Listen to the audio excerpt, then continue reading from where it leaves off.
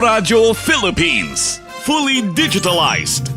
Numero 1 sa balita, komentaryo, drama at serbisyo publiko. Bombo Radyo Philippines. Bombo Radyo Philippines. Unmatched. Number 1 and most trusted source of news and information.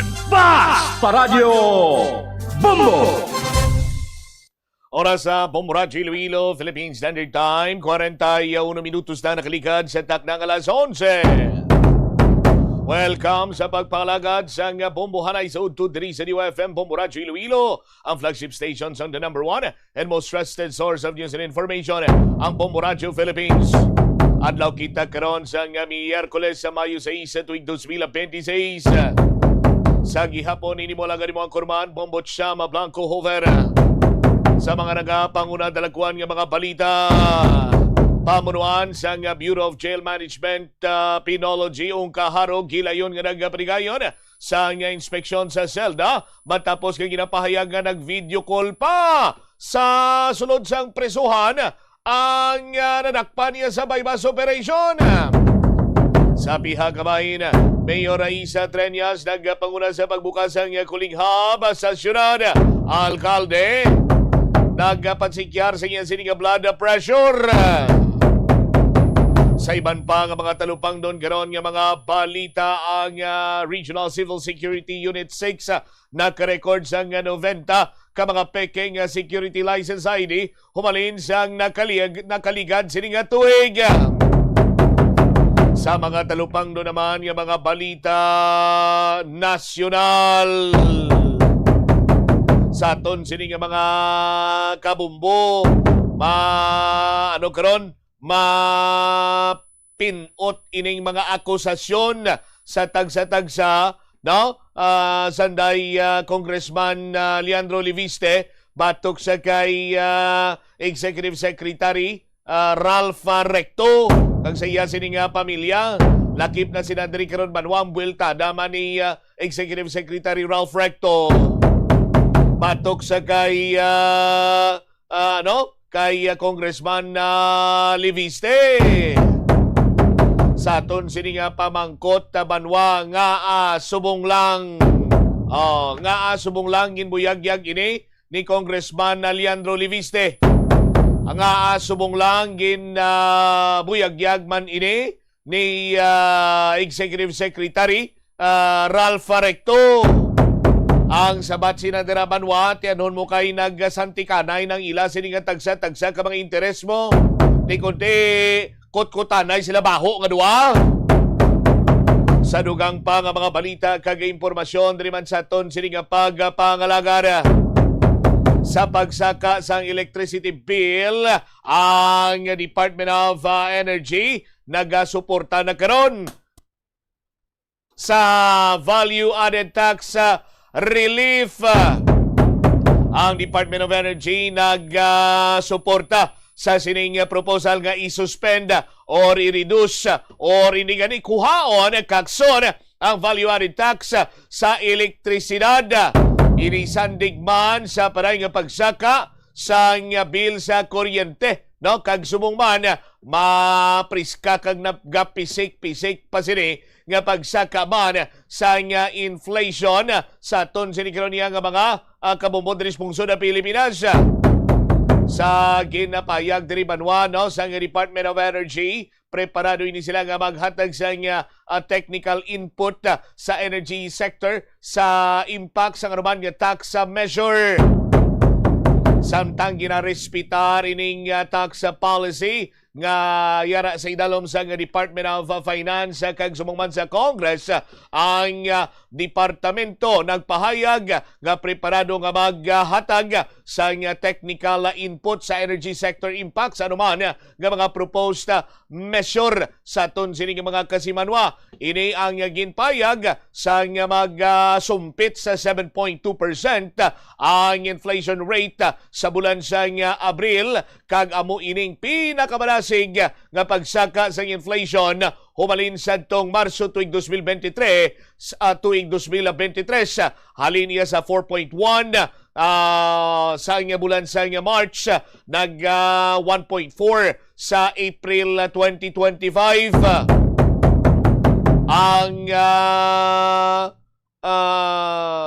datos karon sa ahensya, no? Ila sini nga attribute ang pagsaka sa presyo sa pagkaon, sabay sa transportasyon, sabay sa household costs.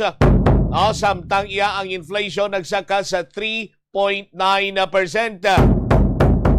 Di sa karon sini banwa do kasubong kuno nga mga pato nga ginuyatan sa liog kagin na walak-walak ang poorest of the poor Filipino household. Bangod man ang inflation para iya sa bottom 30% income group nagsaka sa 8.5% sang April, humalin iya sang 4.2 sa bulan sang Marso. Sa aton sini karon iya nga mga kauturan, ang electric bills nangin sentro man sang pagkadismaya sang mga konsumidor. May nagareklamo ganito yung ahaw pila ginamang bumbilya tong ginagamit niya. Guba pa ila sini iyang kampiyon sini nga state-of-the-art nga telebisyon sa sulod sa 3 ka tuig. No? Sa tuanay nagabayad lang siya sa pila lang kagato sini iya nga bulanan sa kuryente. Gulpiana lang yan ang timbuok ko, no? Di din siya magbayad. Din siya makuha rather sa iya sini nga pamabayad. Mayo pa gani kuno ning membro sa mga purpose mo kay nasakop pa iya sang middle class or middle income earner sa ila sini nga pagbayad sang ilang mga electric bill. Pero damo man nag-react din nga miyembro sa purpose kag mismo pati ang Department of Social Welfare and Development di puwerte man sini iyang panagang ilay daw ano-ano lang tawag siya ni nagakumpas-kumpas ang kamot niya si Dr. Strange sa agod niya masagang ang mga ginapanghaboy siniya nga mga pagpakamalaot man sa sining sitwasyon karon. Now sa aton sini karon niya nga mga kabumbo apang ang pagsaka sang presyo sa ginabayran sining kuryente para iya sa mga pamilya sa aton sini karon niya nga mga tagpalamati di sa gyapon ginatudlo dito sa bahin sang konfliktos tunga sang Iran kag sumungman Israel kag Estados Unidos. Tiambal sa Department of Energy siya nagakadapat nga ang makasarangan or masarangan nga presyo sa elektrisidad ang nagakadapat iya banwa nga tagan sa nagakigo nga pagtamod kag tutukan ining long-term energy sector reforms nga kung sa diente naginalakipan diri sa nga efficient generation ti siyempre para malikawan ang generation costs. Maglantaw ka maghumlad kasi imo sining electric bill ang tuwa balang generation cost dira. Improve grid reliability, stronger competition, and responsible energy use. Dako man sini iya nga faktor sa bahin sa mga konsumidor ang mga tawo iya nga nagagamit sa nga kuryente. Sa aton sini nga mga kabumbo, isa na dira banwati ang masaminyo sini mabatian la sa aton sini iya nga mga daily reminders, sa aton sini nga mga plugging sa aton iya nga Facebook Live ining phantom ano ganina engineer ang inablang niya patay na iya ang imong appliance, no? Ore ni appliances sa inyo sini nga balay pero wala mo gingabot siniya sa slaksakan sa aton sini nga mga kauturan di sa gyapon, no? Generate ina or nagagamit ina sang enerhiya or elektrisidad. So dapat tanan siniya nga ginsaksak, no? Tanan nga ginsaksak engineer dapat gin man nga gabuton. Kung may mga gimpang saksak kamo dira nga way man lang nagamit apat yan nyo i-switch off nyo vampire energy, no? Kita mo na hasta iya sa enerhiya nakalapot ng mga vampira. Yung vampira nagapanuyop sang dugo. Maluoy ka sa aton sa karon nga mga kasimanwa. Tiyan mo nang ginatutukan karon suportado na diri sang Department of Energy nga buhinan ang buhinan, reduce or tawag siya rin, ang term was remove, suspend, reduce or remove ining value-added tax sa elektrisidad. 51 minutos na nakaligad sa takna sining alas 11 driman sa pagpangalagad sang Bombo Hanay sa udto sa DYFM Bombo Radyo Iloilo. Samtang Mayo 6 subong adlaw mayara sang 7 ka mga area nga ginpaydalom sa danger level kun heat index ang aton sining nga pag-istoryahan sandig diri sa pag-asa. Ang latest na bulletin sa pag-asa, ang heat index sa mag-range from 42 degrees Celsius to 43 degrees Celsius sa aton sining mga kasimanwa. Subong adlaw, May 6 sa Tacloban dito sa Leyte, ginexpektar nga ang pinakamataas sining nga kapaangon or heat index dito sa ila, no? Ang 45 degrees Celsius. Iban pa nga mga area nga yara na lakip sa danger level. Amo ang mga masunod, Bacnotan, La Union, 42 degrees Celsius, Apari, Cagayan, 42, Cuyo, Palawan, 43, Virac, Catanduanes, 42, Iloilo City, 42 degrees Celsius. By this time, magamit na naman ang cooling station. Galing kay Duhap lang. Kag Lagrangha, hindi nga sa La Paz, Lagrangha, La Carlota, Negros Occidental, 43 degrees Celsius.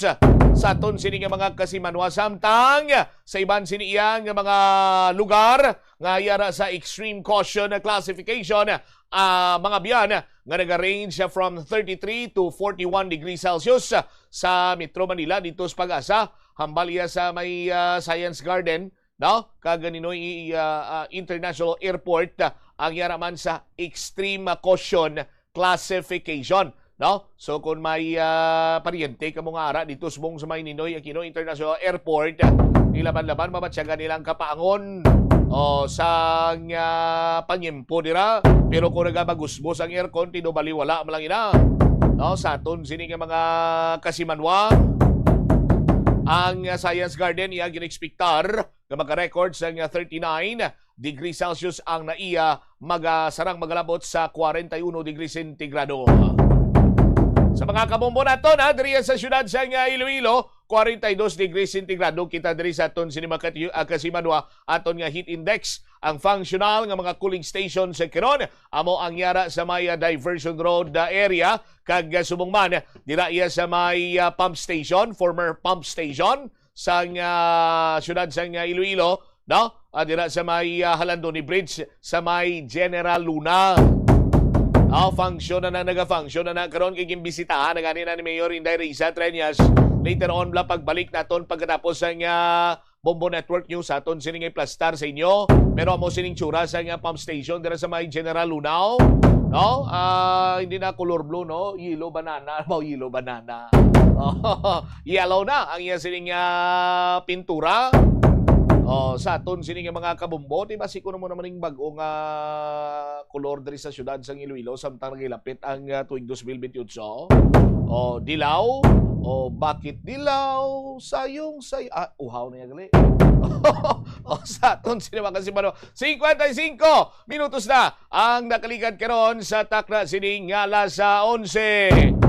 Oy, sa mga kabombobla naton, hindi man ni dapat naton siniya pag-ibaliwalao ining hantavirus bla, no? Ang hantavirus amo ni siyang suspected outbreak dito iya sa may MV Honduras cruise ship, no? Nga na record sining damlag lang sa aton sining mga kasimanwa ining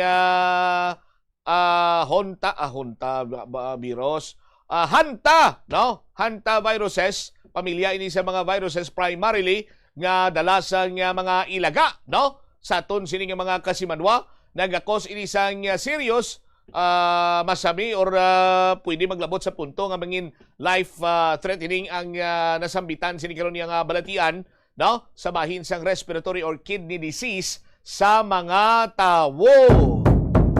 No, sa aton sinikaron niya nga mga kasimanwati dito sa MV Honduras cruise ship, no? nga yara sang na-record nga 3 iya ka mga nagkalamatay. No? Kag mayara sang nagpakita dito sang multiple symptomatic mga pasahero nga mayara sang mga simptomas nga ti posible nangin infected ini sila sa nasambitan sinikaron iya nga virus. Paano ining transmission kung sa tao abi? Bumbutsam, no? Sa aton sini mga kabombo.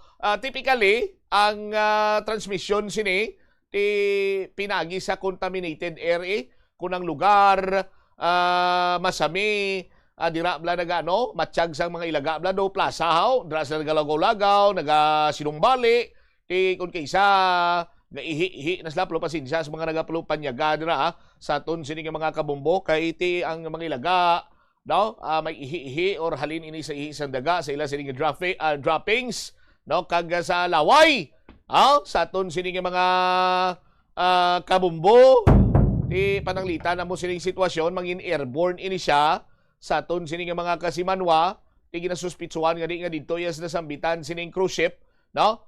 Siguro nakalin sa way malimpiyuhan bla nga mga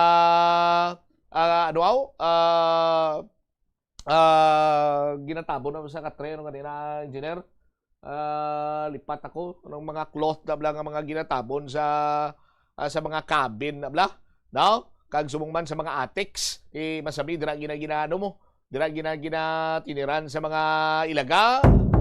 No, sa aton sining mga kasimanwa, for example, ang mga ilaga be, dira sila nagapuyo, dira sila nag-star, nagatipon-tipon, tapos mag-greenwall sila. Mag-trap-ok dira nga yabok kag mahaklo nimo, sus Maria kag posible nga mangin sa ina kon para ma-infect ikaw sang hantavirus. Kag subong man mo ni ang direct contact, for example, makagat ikaw be, makaros ikaw or natandog nimo ang kontaminado sini nga bagay no sang imo sini nga guya ang ihi droppings or ginlawayan na bisang ilaga dako ang tsansa nga ikaw ang ma-infect sining hantavirus. So mas pakabayuhon gid ang mga masami magpanglimpyo sa inyo sini nga balay. Ti kunang kilala ko pa kung ilaga ang imo sini nga problema bumbutsam sagod ka koreng. Koreng nga dako mata. Anyway, dugang karon nga mga balita kag impormasyon diri sa aton sini nga pagpangalagad, istoryanta, detalye sa mga nagapaunang mga balita lokal pagkatapos ang Bombo Network News. Tanan kita maya sang mabulig agud pakibatuan ang climate change. Magamit sang bag nga pwede magamit sang liwat-liwat agud mabuhinan ang plastic bag nga ginahaboy bangod dinhi nagatugas ang greenhouse gases. Ikaduha, hindi masumi magamit sang computer. Kung 4 ka oras lamang sa isa ka adlaw ang imo nga paggamit sang computer, makabuhing ka na sang carbon dioxide emission nga 83%. Ikatatlo, kung malapit man ang imo nga kaladtuan, mas maayo nga maglakat o kung magsakay na lang sa bike. Magluwas sa makakinot ka na, mabuhinan pang polusyon nga nagatugas ang climate change. Yari ang isa ka praktikal nga pamaagi agud makakinot sa paggamit sang tubig. Pag-usar liwat sang tubig. Kolektahon ng tubig nga gingamit sa pagpanglaba o ng tubig nga nagatulo gikan sa aircon. Pwede mo ina magamit sa pagpanglimpyo sa salog, pagflash o kung pagbunyag sang tanom. Ang tubig nga abi mo wala na pulos, pwede pa yagali nga makabuligs. Ito ang Bombo Radio Philippines. Fully digitalized. Numero 1 sa balita, komentaryo, drama at serbisyo publiko. Bombo Radio Philippines. Bombo Radio Philippines. Unmatched. Number 1 and most trusted source of news and information. Basta Radio Bombo. This is Bombo Network News Noontime Edition, broadcasting live at Bombo Radio Broadcast Center, Makati City, Philippines. Araw po ngayon ng Miyerkules, ika-6 sa buwan ng Mayo, taong 2026. Sa ulo ng ating mga balita. Sa ating mapangunahing balita, ang Kamara de Representantes maghahalal ng 11 miyembro na magsisilbing prosecutor sa posibleng impeachment trial laban kay Vice President Sara Duterte. Ang Articles of Impeachment ay refer na rin kagabi sa House Committee on Rules. Si Senator Marcoleta naman muling kunestyon ang partial committee report ng Senate Blue Ribbon Committee. Si Senator Panfilo Lacson naman nanindigan sa inilabas na report. Sa ating weather report, abangan mamayang low pressure area na nasa loob ng Philippine Area of Responsibility malabong maging bagyo Dalawang rehiyon naman nakataas ngayong araw sa flood warning. Ang Manila Police District naman tukoy na ang mga rallyista na nanakit sa mga pulis noong araw ng paggawa. Sa provincial report, abangan mamaya 8 lokal na pamalaan dyan sa may probinsya ng Albay, isinailalim sa state of calamity dahil sa tuloy-tuloy na pag-alboruto ng Bulkang Mayon. Sa international news naman, ang World Health Organization tinutuntun na ang 82 katao na lulan ng Airlink flight na sinakyan ng nasawing pasahero dahil sa hantavirus. At sa sports news, abangan din mamaya, update tayo sa nagpapatuloy na NBA. Magkakabombo ang Detroit Pistons, dinumina ang Game 1 laban sa Cavaliers. Ang Los Angeles Lakers naman tinambakan ng Thunder sa Game 1. At live nationwide via satellite, diba ko tayo sa detalye ng ating mga balita. Maghahalal ang House of Representatives ng 11 miyembro nito na magsisilbing public prosecutors sa posibleng impeachment trial ni Vice President Sara Duterte. Maaari ring hingi ng tulong ng private prosecutors para maisama sa House Public Prosecutors para sa impeachment trial. Noong Martes ng gabi, opisyal nang nai-refer sa House Committee on Rules ang committee report sa articles of impeachment laban sa Vice Presidente. Ang naturang komite ang nagtatakda ng schedule para sa plenaryo o itong plenary debate at maging sa butuhan. Nangangailangan ng nasa 1/3 na boto o 106 ang lahat ng 318 na House members para ma-impeach ang pangalawang Pangulo. Sa oras na maabot ang kinakailangang boto, ipapadala ang articles of impeachment sa Senado at forthwith o agad-agad na magko-convene bilang impeachment court alinsunod dyan sa saligang batas. Nanindigan naman si Baguio City Representative Mauricio Dumogan na may nalabag si Vice President Sara Duterte na impeachable offense. Ginawa ng mambabatas ang pahayag habang nakabinbin ang pagtalakay ng plenaryo ng Kamara de Representantes sa Consolidated Articles of Impeachment laban kay VP Sara. Ayon kay Dumogan, maliwanag sa mga serye ng pagdinig ng House Justice Committee ang mga pagkakasala ng pangalawang Pangulo na pawang maituturing bilang impeachable offense tulad ng mga sumusunod, ang betrayal of public trust at culpable violation of the Constitution. Ito ay kasunod ng umano'y maanumalyang paggamit ng Vice Presidente sa 612 million pesos na confidential funds ng Office of the Vice President at ng Department of Education. Kasama rin dito ang discrepancies sa pagitan ng kanyang bank records at Declared Statement of Assets, Liabilities and Net Worth o SALN at iba pang mga pagkakasala. Paliwanag pa ng mambabatas, walang ginawa ang kampo ng pangalawang Pangulo para pasinungalingan at questionin ang lahat ng mga aligasyon laban sa kanya. Sa kabila pa yan ng pagkakataong ibinigay ng panel sa kanilang pagdinig. Marso 11 nga ang target para sa posibleng pagtalakay ng plenaryo ng Kamara sa reklamong impeachment laban kay Vice President Sara Duterte. Mangangailangan ito ng 1/3 vote para muling ma-impeach sa Kamara ang pangalawang Pangulo. Sa mga usapin pa rin dyan sa may Kamara de Representantes, naungkat sa Kamara ang issue ukol sa malaking bulto ng perang nagagastos tuwing halalan. Ito'y kasunod ng privilege speech ni Batangas Representative Leandro Leviste ukol sa manoy malaking pondo na nagagamit ni na dating Senator at ngayon Executive Secretary Ralph Recto, ang may bahay na si Batangas Governor Vilma Santos Recto at kanila umulong kaibigan na si Construction Workers Solidarity Party List Representatives Garjola. Tanong ni Iloilo Representative Janet Garin, daan-daang milyon ba talaga ang inaabot ng gastusin tuwing halalan lalo na sa may probinsya ng Batangas? Inanong din ni Representative Garin si Leviste kung magkano ang kanyang nagastos, ngunit hindi na ito sinagot ni Leviste. Sa halip na sagutin, mistulang hiningi ni Leviste ang suporta ni Deputy Speaker JJ Suarez at tinanong ang huli na hindi gaanong kalaki ang nagagastos sa Batangas at Quezon Province kumpara sa ibang mga probinsya. Balikan po natin ang mga haganapan doon sa may Kamara de Representantes kasunod po nito. Kasi ganun ba talaga ang gastusan Batangas? Matanong ko po yung ating kasamahan, magkano po ang ginastos niya sa eleksyon? Actually, mas mababa ang gastusan actually sa Batangas kaysa sa ibang mga probinsya. At kung bubuksan natin kung saan ang pinakamataas, balita ko nasa ibang mga rehiyon ng ating bansa, hindi masyadong mataas ang Calabarzon, di ba? Kung JJ, hindi masyadong mataas sa atin sa Batangas o sa Quezon. Pero Honorable... ang punto ko ay hindi para buksan ang ginagastos ng mga politiko sa mga eleksyon. Ang punto ko ay bakit ang isang kontraktor ay gagastos para sa mga politiko.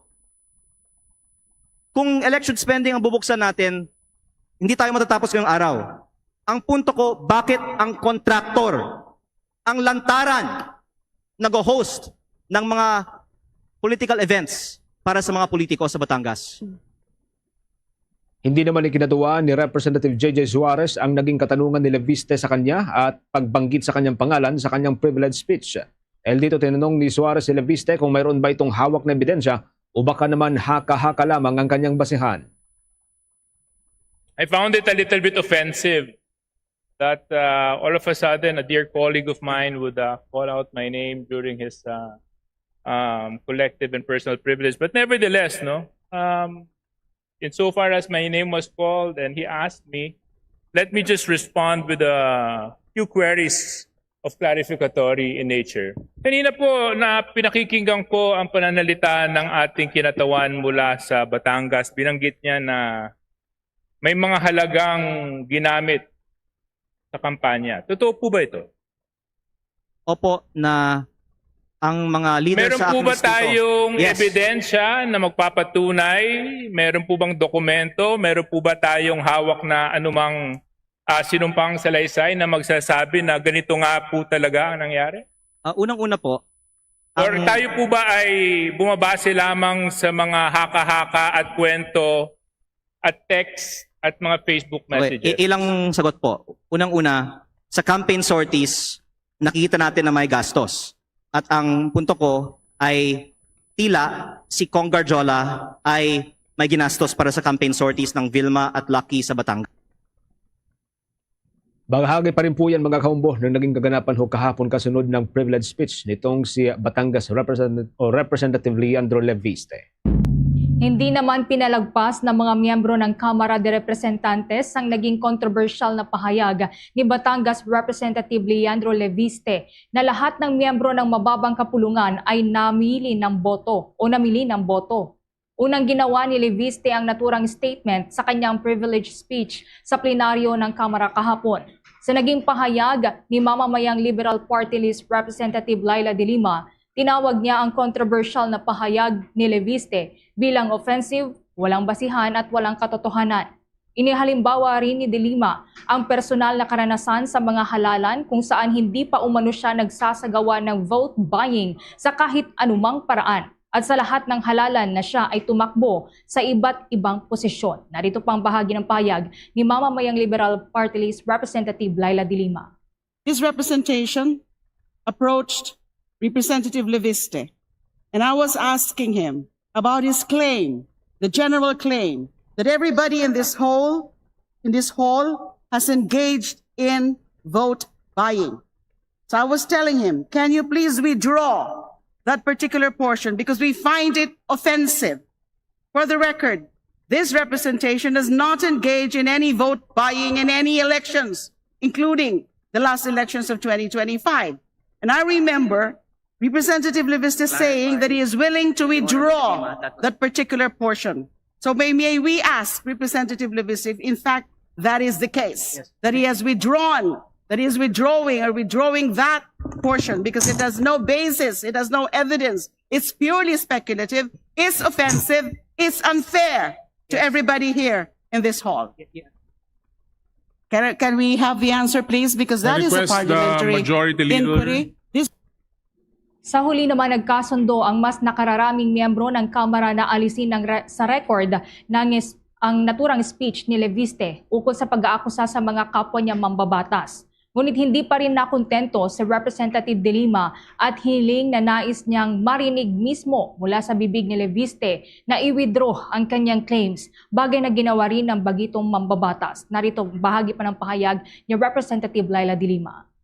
To respond? Mr. Speaker, while we appreciate the sentiments of the Honorable Laila de Lima, I believe part of what she was espousing with regards to the contents of the speech was already part of the motion that be stricken off. Was already part of the motion in which parts of the speech be stricken off in which there was no basis, fact, or evidence. I understand, Mr. Speaker and Mr. Majority Leader, but we would want it from the mouth himself of Representative Leviste about that withdrawal. Majority Leader. Mr. He's not Speaker, just striking out, it's in fact withdrawal on his part. that being the Pwede po ba? case, Mr. Speaker, I move to recognize the Honorable Luisa. Thank you, The Mr. Honorable Speaker. Levisa is now recognized. First, I would like to clarify that I meant that there are some, but not all. And there are many members of Congress who do not violate election laws. So please do not consider that I said that all. And I definitely withdraw. Bahagi pa rin po yan mga kabombo ng naging paglilinaw nga nitong si Leviste kasunod nung pagnanais nitong si De Lima na marinig mismo mula sa kanya na i-withdraw o tanggalin yung kanyang o bawiin yung kanyang naunang mensahe na lahat ng mga miyembro ng Kamara de Representantes ay bumili ng boto. Muli rin pong nakalagkad ang pangalan nitong si Construction Workers Solidarity Party List Representative Edwin Garjola sa kontrobersya matapos nga husang akusahan ni Batangas 1st District Representative Leandro Leviste. Kahapon, inalok siya ni Garjola na samahan niya silang dalawa ni Executive Secretary Ralph Recto na magnegosyo kasama huyaan ng Department of Public Works and Highways. Ibinunyag nitong si Leviste na si Representative Garjola umano ang gumasto sa kampanya nung nakaraang na eleksyon itong Batangas Governor na si Governor Vilma Santos Recto at kanyang anak na si Luis Manzano. Pero bago ito ay nauna na ring tinukoy ni Leviste si Garjola bilang isa sa biggest proponent ng mga proyekto sa ilalim po ng Department of Public Works and Highways. Kabilang din si Garjola sa 8 dati at kasalukuyang mambabatas na pinangalan ng nagmamay-ari o konektado sa construction firms na may hawak ng mga proyekto ng gobyerno o tinatawag na contractors. Base yan sa joint referral ng Independent Commission for Infrastructure at ng Department of Public Works and Highways sa Office of the Ombudsman. Lumalabas na si Garjola ay mayroong 3 project awardee contractor sa ilalim ho ng kanyang pangalan, kabilang ang Newington Builders Incorporated, dating Garjola Construction, at ang Laurel Development Corporation at S ang General Construction and Trading Incorporated. Nakasaad sa joint referral na nasa 211 infrastructure projects, nakakalaga ng mahigit sa 24 billion pesos ang inaward o ibinigay sa 3 kumpanya na konektado kay Garjola mula 2016 hanggang 2024. Subalit sa datos mula sa Public Works and Highways Department at Securities and Exchange Commission, lumalabas na 38.2 billion pesos na halaga ng mga proyekto ang naibigay sa 4 na kumpanyang konektado kay Garjola at hindi lamang 3. Noong Nobyembre 6 ng taong nakalipas, inirekomenda ng Independent Commission for Infrastructure ang paghahain ng criminal at administrative cases laban kay Garjola at 7 pang dati at kasalukuyang mambabatas ay kugnayan pa rin po yan sa anomalyang bumabalot sa flood control projects. Maring itinatanggi naman ni Garjola ang pagkakadawit niya sa manumalyang mga infrastructure project at nakahanda umanong harapin ang testigong nagdawit sa kanya sa tamang forum. Kung babalikan mga kabombo taong 2022 nang maging mambabatas si Garjola bilang kinatawan ng kanyang partido na itinatag noong 1990s para katawanin ang mga interest ng construction workers dito sa Pilipinas. Mula dyan sa may Kamara de Representantes, dako tayo sa may mataas na kapulungan o dyan po sa may Senado ng Pilipinas. Itong partial committee report ng Senate Blue Ribbon Committee, kinwestiyon muli nitong si Senator Rodante Marcoleta sa plenaryo naman ng Senado. May live report si Bombo Angelo Aganan. Bombo Genesis, Bombo Ever, direktahang kwestiyon ni Senator Rodante Marcoleta ang umunoy kakulangan ng partial report kaugnay ng investigasyon sa Senate Blue Ribbon Committee sa napakalaking flood control project scam. Bagamat hindi pinahintulutan ni Senate President Pro Tempore at Blue Ribbon Committee Chairperson Panfilo Ping Lacson ang anumang interpelasyon matapos ilahad ang Chairman's Progress Report ng komite, humingi naman ng oras si Marcoleta kay Senate President Vicente Tito Soto III para sa isang manifestation. Iginit ni Marcoleta na dapat umanong kumplituhin ang nasabing partial report na aniyay matagal nang hinihintay ng publiko.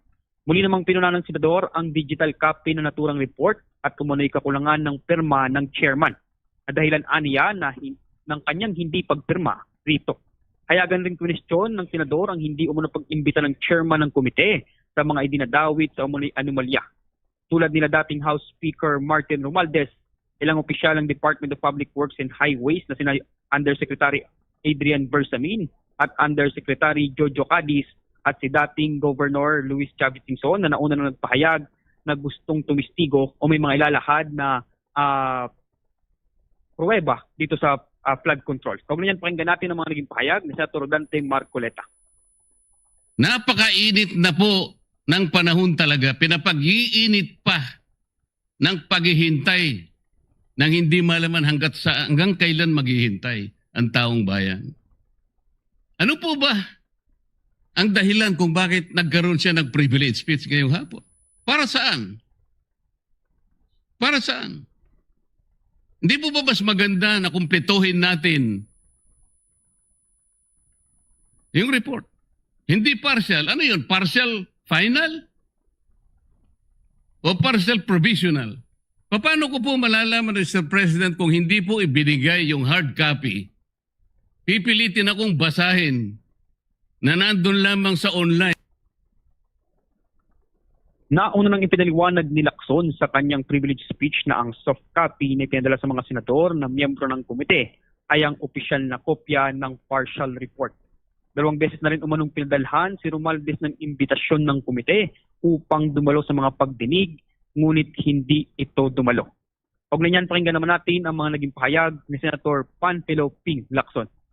Daw imbitahan si Congressman Romualdez, uulitin ko po, formal na inimbitahan ng komite ang dating speaker. The committee extended invitations to Representative Romualdez and other members of the House of Representatives whose names were mentioned during the hearings through the office of the current speaker. In keeping with established interchamber courtesy, these invitations were declined, with the exception of Representatives Toby Chanco and Leandro Lebiste, who voluntarily appeared before the committee. It must be emphasized that no member of Congress has ever been subjected to a subpoena by either chamber. Samantala, Bombo Genesis, sinubukan naman ni Senator Jinggoy Estrada na magtanong nga ngunit hindi ito muling sinagot ni Lacson. Binigyan din ng senador na hanggat hindi umano kumpleto ang lagda ng partial committee report ay wala siyang sasagutin na tanong sa plenaryo. Sa ngayon ay wala pang panibagong schedule kung kailan ang susunod na pagdinig ng Blue Ribbon Committee sa naganap na malawakang katiwalian sa proyektong flood control ng pamahalaan. Bumudjalo? Yes, Bombo Genesis. Etong sina Senator Jinggoy at si Senator Villanueva nakasama nga doon sa inirekomenda for preliminary investigation. As of now, may statement na ba sila? Una, doon sa pagkakadawit nila, and pangalawa, doon sa kay Senator Panfilo Ping Lacson? Ito nga si Senator Joel Villanueva, Bombo Genesis, nagpahayag na hindi naman umano siya pa kinakabahan dahil hindi pa naman umano na-file ang itong kaso para sa kanya kaugnay dito sa pagkakadawit niya umano dito sa malawakang flood control project scam. Ito namang si Senator Jinggoy Bombo Genesis ay sinabi niyang nais lang sana niyang itanong kaya Senate Pro Tempore Panfilo Ping Lacson kung alam ba ng chairman ng komite o alam na ba ng chairman ng komite kung sino ang mastermind nito kang umano yung mga anomalya sa flood control project, Bombo Genesis. Na-share ba ni Senator Jinggoy kung sino yung sinasabi niyang mastermind or wala din siyang information? Ang nais niya nga, Bombo Genesis, na itanong kay Senate Pro Tempore Panfilo Ping Lacson at chairman nga ng Blue Ribbon Committee ay itanong ito kung alam ng senador, ng chairman ng komite kung sino ang tinutukoy na mastermind dito nga sa malawakang flood control project scam, Bombo Genesis. Pero usually kapag may mga senador na nagtatanong na mga ganyan, usually alam din nila yung sagot, ano? May sagot ba si Senator Jinggoy or alam din ba niya or wala pa? Walang pahayag naman, Bombo Genesis, walang official na pahayag naman, Bombo Genesis, na ibinigay sa media itong si Senator Jinggoy Estrada, Bombo Genesis. At yan nga ang ating inantabayanan na makuha natin ng pahayag itong si Senator Jinggoy Estrada, Bombo Genesis. Okay, sige. Maraming salamat. Ingat ka dyan, Bombo Genesis. Nag-uulat mula dito sa Senado, ako si Bombo Angelo Ganan, and this is Bombo Radio Philippines, the #1 and most trusted source of news and information. Basta Radio, Bombo. 21 minuto na makalipas ang alas 12 ng katanghalian. Sa ibang balita, humuna tayo mga kabombo. Tumaas sa 5% ang unemployment rate sa Pilipinas noong Marso ng taong kasalukuyan ayon sa Philippine Statistics Authority. Inuulat po ni Undersecretary Dennis Mapa na katumbas ito ng humigit kumulang sa 2.58 million na mga Pilipino na wala hong trabaho Mas mataas ito kumpara sa 3.9% noong Marso ng nakalipas na taon, ngunit bahagyang mas mababa kaysa naman doon sa naitalang antas noong Pebrero. Samantala, ang bilang ng mga underemployed o kulang sa oras ng trabaho at naghahanap pa ng dagdag na pagkakakitaan ay nasa 12.3% o tinatayang nasa 6.03 million na Pilipino. Ito natin sa report natin yung March 2025 ang estimate natin na employed persons ay nasa 48 million, 48.02. Ngayon nasa 49.07. So year on year may pagtaas tayo. Kaso nga lang, of course, pwede rin nating tingnan yung February saka yung March, di ba? Kasi March naman nagkaroon ng spike dun sa presyo ng fuel at ito ay bumaba. So may nakita kaming pagbaba na ang ating estimate month on month ay nasa 357,000. So may mga areas tayo or sectors, subsectors kung saan parang mayroong impact sa kanila. Fishing and aquaculture, may bawas kasi na 420,000 and marine fishing ito. Ito yung mga mangingisda natin nasa municipal fisher folks, so sila yung gumagamit ng diesel din. Paliwanag po yan ni Undersecretary Dennis Mapa. Bilang tugon, sinabi ng Department of Economy, Planning and Development na magpapatupad ang pamahalaan ng mga hakbang upang mapanatili ang trabaho at mapalakas ang social protection, job skills matching at reskilling program, lalo na para sa mga apektado ng tensyon sa gitnang silangan. Ayon kay Secretary Arsenio Balisacan, palalakasin ng gobyerno ang pagbibigay ng tulong gaya ho ng fuel subsidy at suporta sa transport workers, mga magsasaka at mga mangingisda.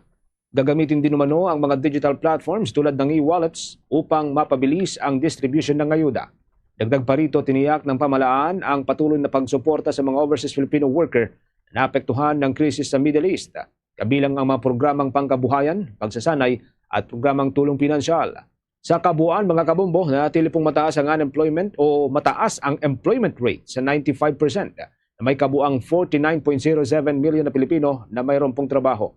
Nangunguna pa rin ang sektor ng serbisyo bilang pinakamalaking tagapag-empleyo, kasunod ang agriculture at industry. Gayunpaman, nakapagtala ng pagtaas ng trabaho sa sektor ng transportasyon at administrative services habang bumaba naman ang bilang ng mga manggagawa sa pangingisda at manufacturing. Sa hanay ng kabataan, bumaba sa 87.4% ang employment rate habang mahigit sa 700,000 sa kanila ang underemployed. Patuloy namang hinihikayat ng pamahalaan ang pakikisa ng iba't ibang sektor upang mapanatili ang katatagan ng ekonomiya at mapalawak pa ang oportunidad sa trabaho. Samantala, lumawak pa po ang naapektuhang mga lugar ng ashfall mula sa Bulkang Mayon sa Albay. Ayon sa Philippine Space Agency, base sa analysis, saklaw ng ashfall ang nasa 8,544 hektarya na maikukumpara sa kalahati ng size ng lungsod ng Quezon dito sa Metro Manila. Paliwanag naman ng ahensya na para sa mga lugar na natatakpan ng ulap, hindi direktang matutukoy ang inilalabas o yung ash deposit. Sinabi rin ng ahensya na ang tinataya pong ash deposits ay nakabase yan sa atmospheric trajectory modeling at mga ulat mula sa ground, habang ang subject pa para sa ground validation ang natura pong mapa. Matatandaan noong Mayo 1 nakapagtala ng minor strombolian activity sa Bulkang Mayon na nakapag-generate ng ash plumes na nakaapekto naman sa 52 barangay dyan po sa may Kamalig, Ginubatan at Legazpi City. Bombo Weather Update! Sa ating weather report, mga kabombo, malabo pong maging ganap na bagyo ang low pressure area na nasa loob ng Philippine Area of Responsibility. Unahong nabuo ang naturang sama ng panahon at unti-unting lumapit sa kalupuan ng bansa. Ulitong namataan sa layong 385 kilometers, silangan ng Hinatuan, Surigao del Sur at patuloy ang pagkilos sa loob ng teritoryo ng Pilipinas. Gayunpaman, ayon sa State Weather Bureau, malabo ang tsansa nito na maging ganap na bagyo sa loob ng 24 oras. Sa kabilang banda naman, nanatili ang paglakas ng isa pang bagyo na nasa labas naman po ito ng Philippine Area of Responsibility. Uling natukoy ang lokasyon nito sa layong 2,225 kilometers, yan po sa silangan ng northeastern Mindanao. Taglay nito ang lakas ng hangin na abot sa 55 kilometers per hour at yung pagbugso ay pumapalo ng hanggang sa 70 kilometers per hour.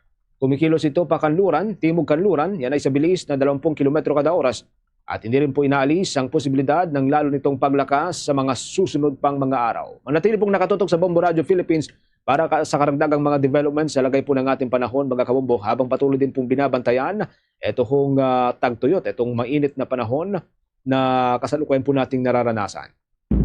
Kaugnay po niya, nakataas din ang flood alert sa dalawang rehiyon sa Mindanao at Southern Luzon ngayong araw po ng Miyerkules. Ito ay dahil sa pag-iiral na rin po ng isang low pressure area malapit sa Surigao del Sur, habang patuloy ding nagdadala ng mga kalat-kalat na pag-ulan ang easterlies. Kinabibilangan ito ng mga sumusunod. Diyan po sa may Region 10 o Northern Mindanao ay nakakaranas po o mayroon pong flood alert diyan sa may Lanao del Norte, Misamis Oriental, Misamis Occidental. Habang diyan naman sa Region 4B o sa Mimaropa ay nakakaranas din po ng posible pong makaranas ng mga pagbaha dyan sa Palawan. Ipinapayo naman po ng State Weather Bureau sa mga residente sa mga naturang probinsya ang pag-iwas mula sa mga ilog at tributaryo ng mga ito. Pinababantayan din ng Weather Bureau sa mga lokal na pamahalaan at local disaster and risk reduction agencies ang posibleng pag-apaw ng mga kailugan patungo sa mga mabababang komunidad. Samantala, abangan po mamaya ang live report mula po sa ating mga kasamahan dyan sa may National Bureau of Investigation, mga kabombo. Meron pong isang individual na sinasabing nangingikil daw kay dating House Speaker Ferdinand Martin Romualdez ang inaresto ho ng National Bureau of Investigation kagabi. Makibalita ho tayo mamaya sa kabuuan po ng balitang ito ni Bombo Grand Hilario. Samantala sa iba pang mga updates. Tiniyak ni Department of Agriculture Secretary Francisco Tio Laurel Jr. ang agarang pagtugon sa paglobo ng food inflation sa 6.1%. Kung babalikan ang naunang ulat nga mula sa Philippine Statistics Authority, lumalabas na bumili sa 6.1% ang food inflation noong Abril, kung saan nakikitang nakaapekto rito ang pagtaas ng presyo ng bigas, mais, isda at gulay.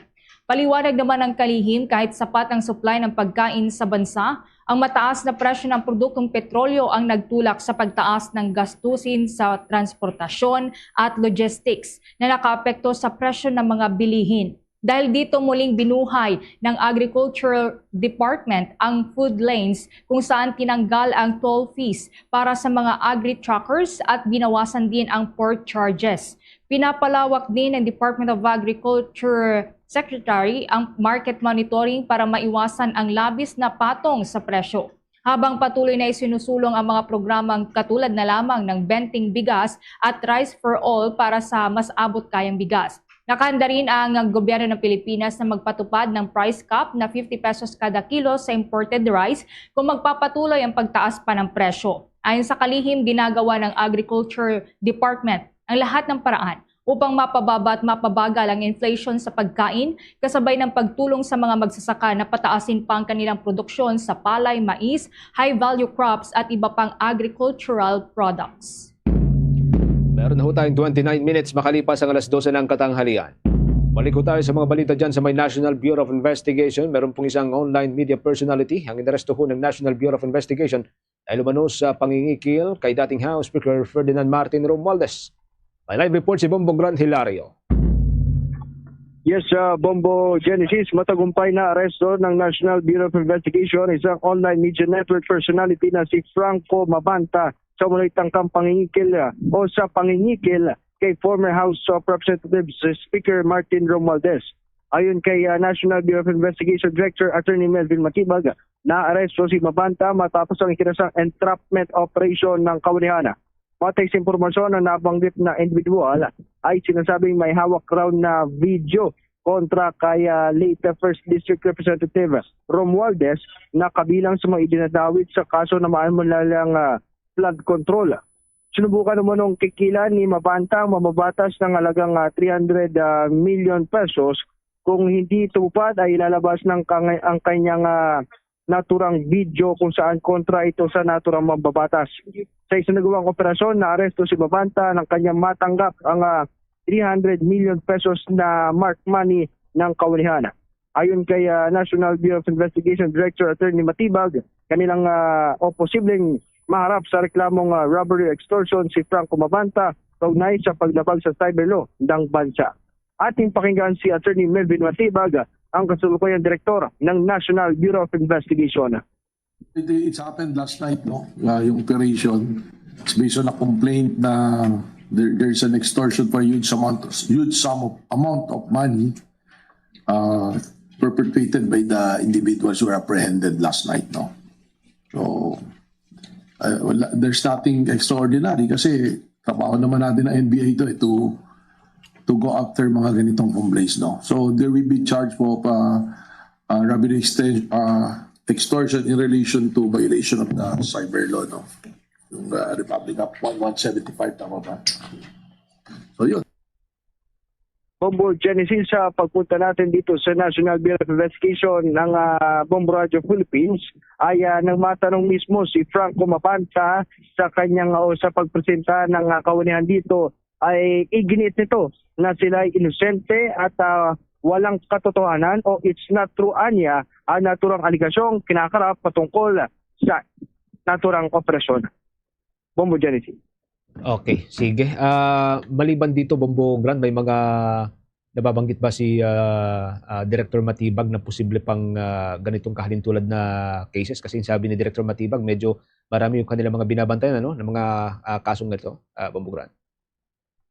Tama, Bombo Genesis, ng aking matanong mismo si Director Attorney Melvin Matibag tungkol sa kung isolated case lamang ba ito. Anya, tinututukan din nila o tinitingnan yung ibang mga kaso pa na may kaparehong sitwasyon o kaparehong ideya ng pangingikil sa naturang mga opisyal o miski sa gawain ganito na siya nakapapanira sa lalo na sa institusyon o sa parte ng mga media. Bombo Genesis. Okay. Bombo Ever, your questions? Alright. Bombo Grant, na may verification ba ang NBI doon sa claim nitong naaresto nga na si Mabanta na meron daw siyang hawak na mga video na magpapatunay ng koneksyon ni dating House Speaker Romualdez doon sa flood control scandal?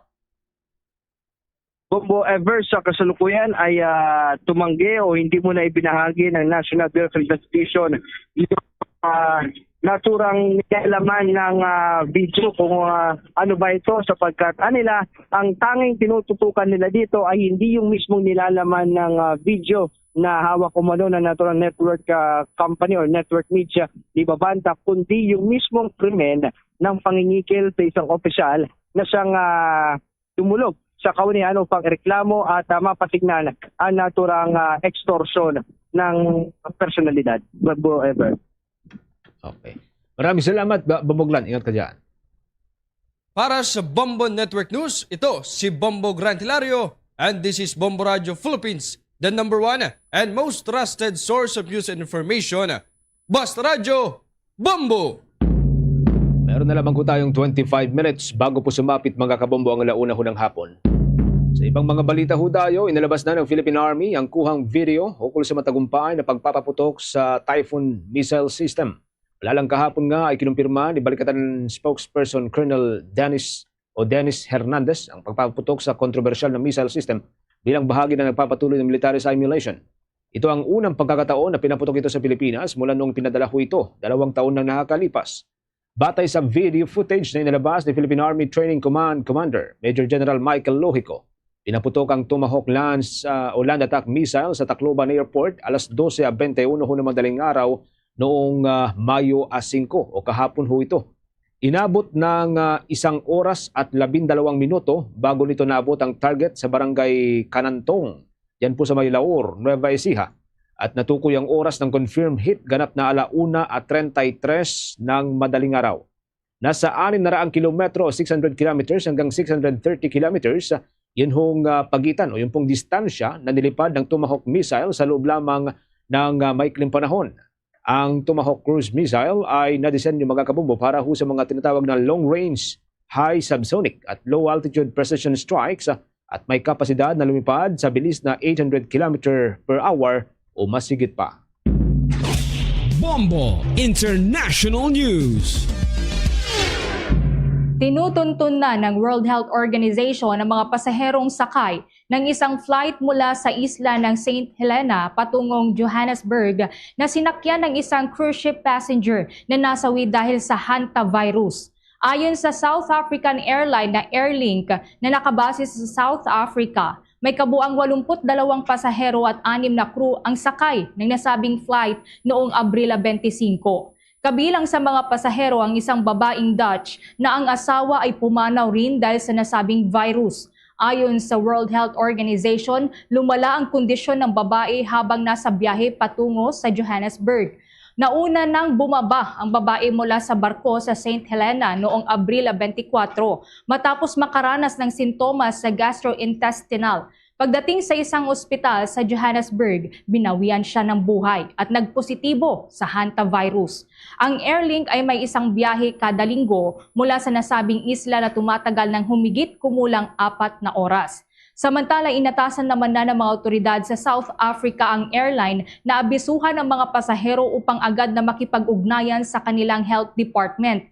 Pinaghihinalaan naman ng World Health Organization na posibleng kumalat ang hantavirus sa pagitan ng mga pasahero sa cruise ship na kasalukuyang nakaangkla malapit sa Cape Verde. Bukod sa mag-asawang Dutch, isa pang German passenger ang naiulat na nasawi. Sa ngayon, may 7 pang kumpirmado at pinaghihinala ang kaso ng hantavirus na konektado sa naturang insidente. Bombo Sports News. Sa ating sports news, mga kabombo, para ho sa mga fans ng NBA, dinominan ng Detroit Pistons ang Game 1 laban sa Cleveland Cavaliers sa score na 111-101. Bagaman pinilit po ng Cavaliers na makahabol sa kabuuan po ng laban, nagawa ng Detroit na hawakan ang lead sa lahat ng quarter hanggang sa matapos ang laban hawak ang 10-point lead. Nagawa ng Pistons na ipasok ang 37 points sa unang quarter at tanging 21 points lamang ang naging kasagutan po dito ng Cleveland. Unti-unti namang hinabol ito ng Cavs at sa pagtatapos ng ikatlong quarter o third quarter ay tanging 7 puntos na lamang ang nalalabi doon sa 16-point lead na first quarter lead ng Pistons. Gayunpaman, muli pong umarangkada ang opensa ng Detroit sa fourth quarter at ipinoste ang 28-25 run sa loob ng 12 minutes. Muling nanguna sa panalo ng Pistons ang bagitong guard na si Cade Cunningham sa pagkamada ho niya ng 23 big points at 7 assists at 2 steal. Habang 20 points naman at 8 rebound at 2 steal ang kontribusyon ng forward na si Tobias Harris. Kinulang naman ang 45 points sa pinagsamang score ng 2 Cavaliers guard na sina Donovan Mitchell at James Harden. Muling maganap sa Detroit ang Game 2 sa pagitan po ng dalawa habang lilipat naman sa Cleveland, Ohio ang Game 3 at ang Game 4. Kuha pa tayo ng karagdagang report. Ang Manila Police District naman tukoy na ang mga rallyista na nanakit sa mga pulis sa kasagsagan ng Labor Day protest. Kaugnay niyan, may nagkalap pang report si Bombo Jovino Galang. Nakilala na ng Manila Police District o MPD ang lalaki na nanungtok at ilang pang mga sangkot sa pananakit sa mga kapulisan noong araw ng paggawa o Labor Day. Ayon kay Police Lieutenant Colonel June Paulo Abrasaldo, ang hepe ng Station 5 ng Manila Police District na meron ng kinasangkutan na gulo ang nasabing mga sospek sa mga nagdaang kilos protesta. Iisa lamang anya ang estilo ng mga ito na manggulo sa mga sinasagawang mapayapang protesta. Identified po yung ating suspect. In fact, kung makikita niyo po siguro may mga nag-viral na ng pangalan sa social media. However, gusto po natin i-retite yung ating case kaya amin po pang babalidate yung pangalan na yun kasi social media lang po namin nakita. So makita rin po natin yung consistency mula dun sa umpisa na siya nag-agitate hanggang sa panununtok. Pag nanakaw, same po yung itsura niya. Yung damit niya po, pinagpalit niya lang yung inner saka yung hood niya para hindi siya makilala. Pero ang kagandahan po ng ating 360 camera documentation, nakuha po lahat ng nangyari sa loob. Inihahanda na rin ng kapulisan at sa mga susunod na araw ay kanila nang sasampahan ito ng mga karampatang kaso. Kasama po yun sa conspiracy since planado po. Ang makikita po natin ang taktika nila, papasok siya, gagawa siya ng pananakit, and then isasarado nila yung hanay para makataka siya. So kasama po sila sa conspiracy yung mga kasamaan po nila. May mga pangalan po tayo pero again, gusto po natin na i-retite ang ating case. Hindi po natin nilalagad-had at wala tayong mga certifications. Makita po natin yung mga videos. Meron po pong nakita kami doon na may ginagawa pang ibang acts. So too early to tell pa po ngayon yung bilang ng mga tao. For validation ma'am kasi may mga iba-ibang lumalabas sa social media na kagrupo na kinabibilangan. Siguro nag-represent din siya ng ibang mga grupo. Ito si Bombo Jovino Galang and this is Bombo Radio Philippines, the number one and most trusted source of news and information. Basta Radyo Bombo! 19 na minuto bago sumapit ang 1:00 ng hapon. Itinutulak ng Kamara de Representantes ang panukalang Kalinga Bill bilang isang whole of the economy na solusyon laban ho sa krisis sa enerhiya at biglang pagtaas ng presyo ng langis. Ayon kay House Committee on Ways and Means Chair at Marikina Representative Miro Kimbo, layunin po ng panukala na maghatid ng agarang ayuda habang naghahanda ng pangmatagalang proteksyon laban sa pandaigdigang oil shocks.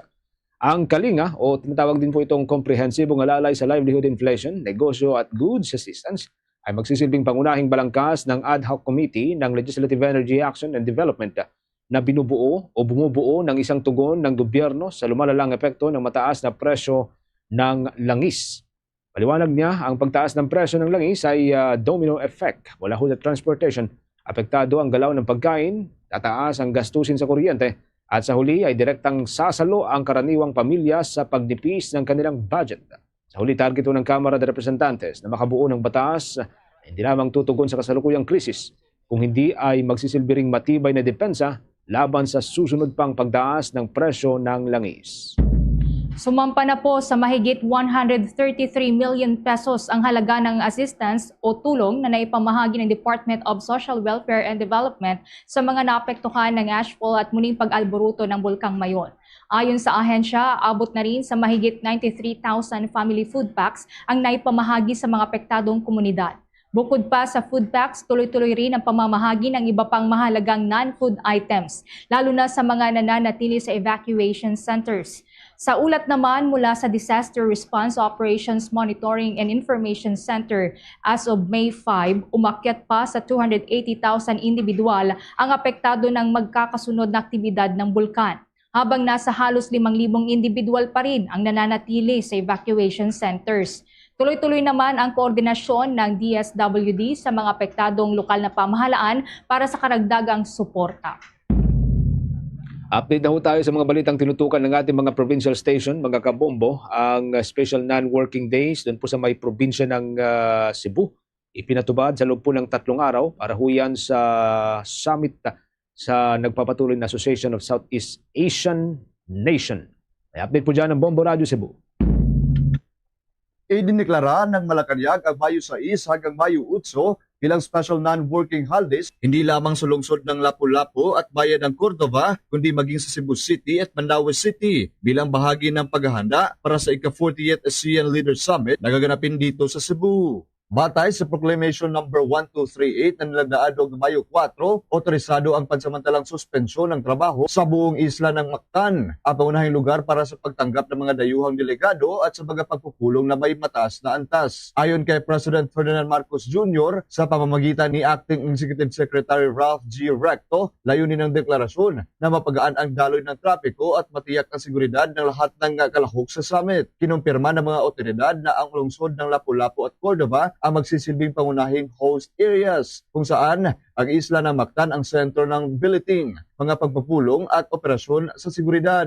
Inaasahang magkakaroon ng malaking epekto ang 3 araw na suspensyon sa pagbawas ng galaw ng mga manggagawa, limitadong operasyon ng mga negosyo at pagluwag ng trapiko lalo na sa mga kalsadang patungo sa mga venue at hotel. Habang nagpapatuloy ang mga paghahanda, inaasahan din ang mas mahigpit na seguridad, paggalaw ng mga convoy at posibleng paghihigpit sa pagpapasok sa ilang bahagi ng Mactan sa nasabing panahon. Sa kabilang banda, binigyang linaw rin ni Lapu-Lapu City Mayor Cindy King Chan ang pansamantalang inilikas patungo sa isang resort sa bayan ng Cordova ang 66 na pamilyang naninirahan sa likod ng Mactan Expo. Ayon sa alkalde, ang desisyong ito ay nagmula sa National Organizing Committee ng ASEAN Summit 2026 at ang lokal na pamahalaan ay nagsilbi lamang na tagapatupad upang matiyak ang seguridad sa Mactan Expo na siyang magsisilbing venue para sa pagtitipon ng mga heads of state sa darating na Mayo 8. I visited them last Saturday and they had a family day.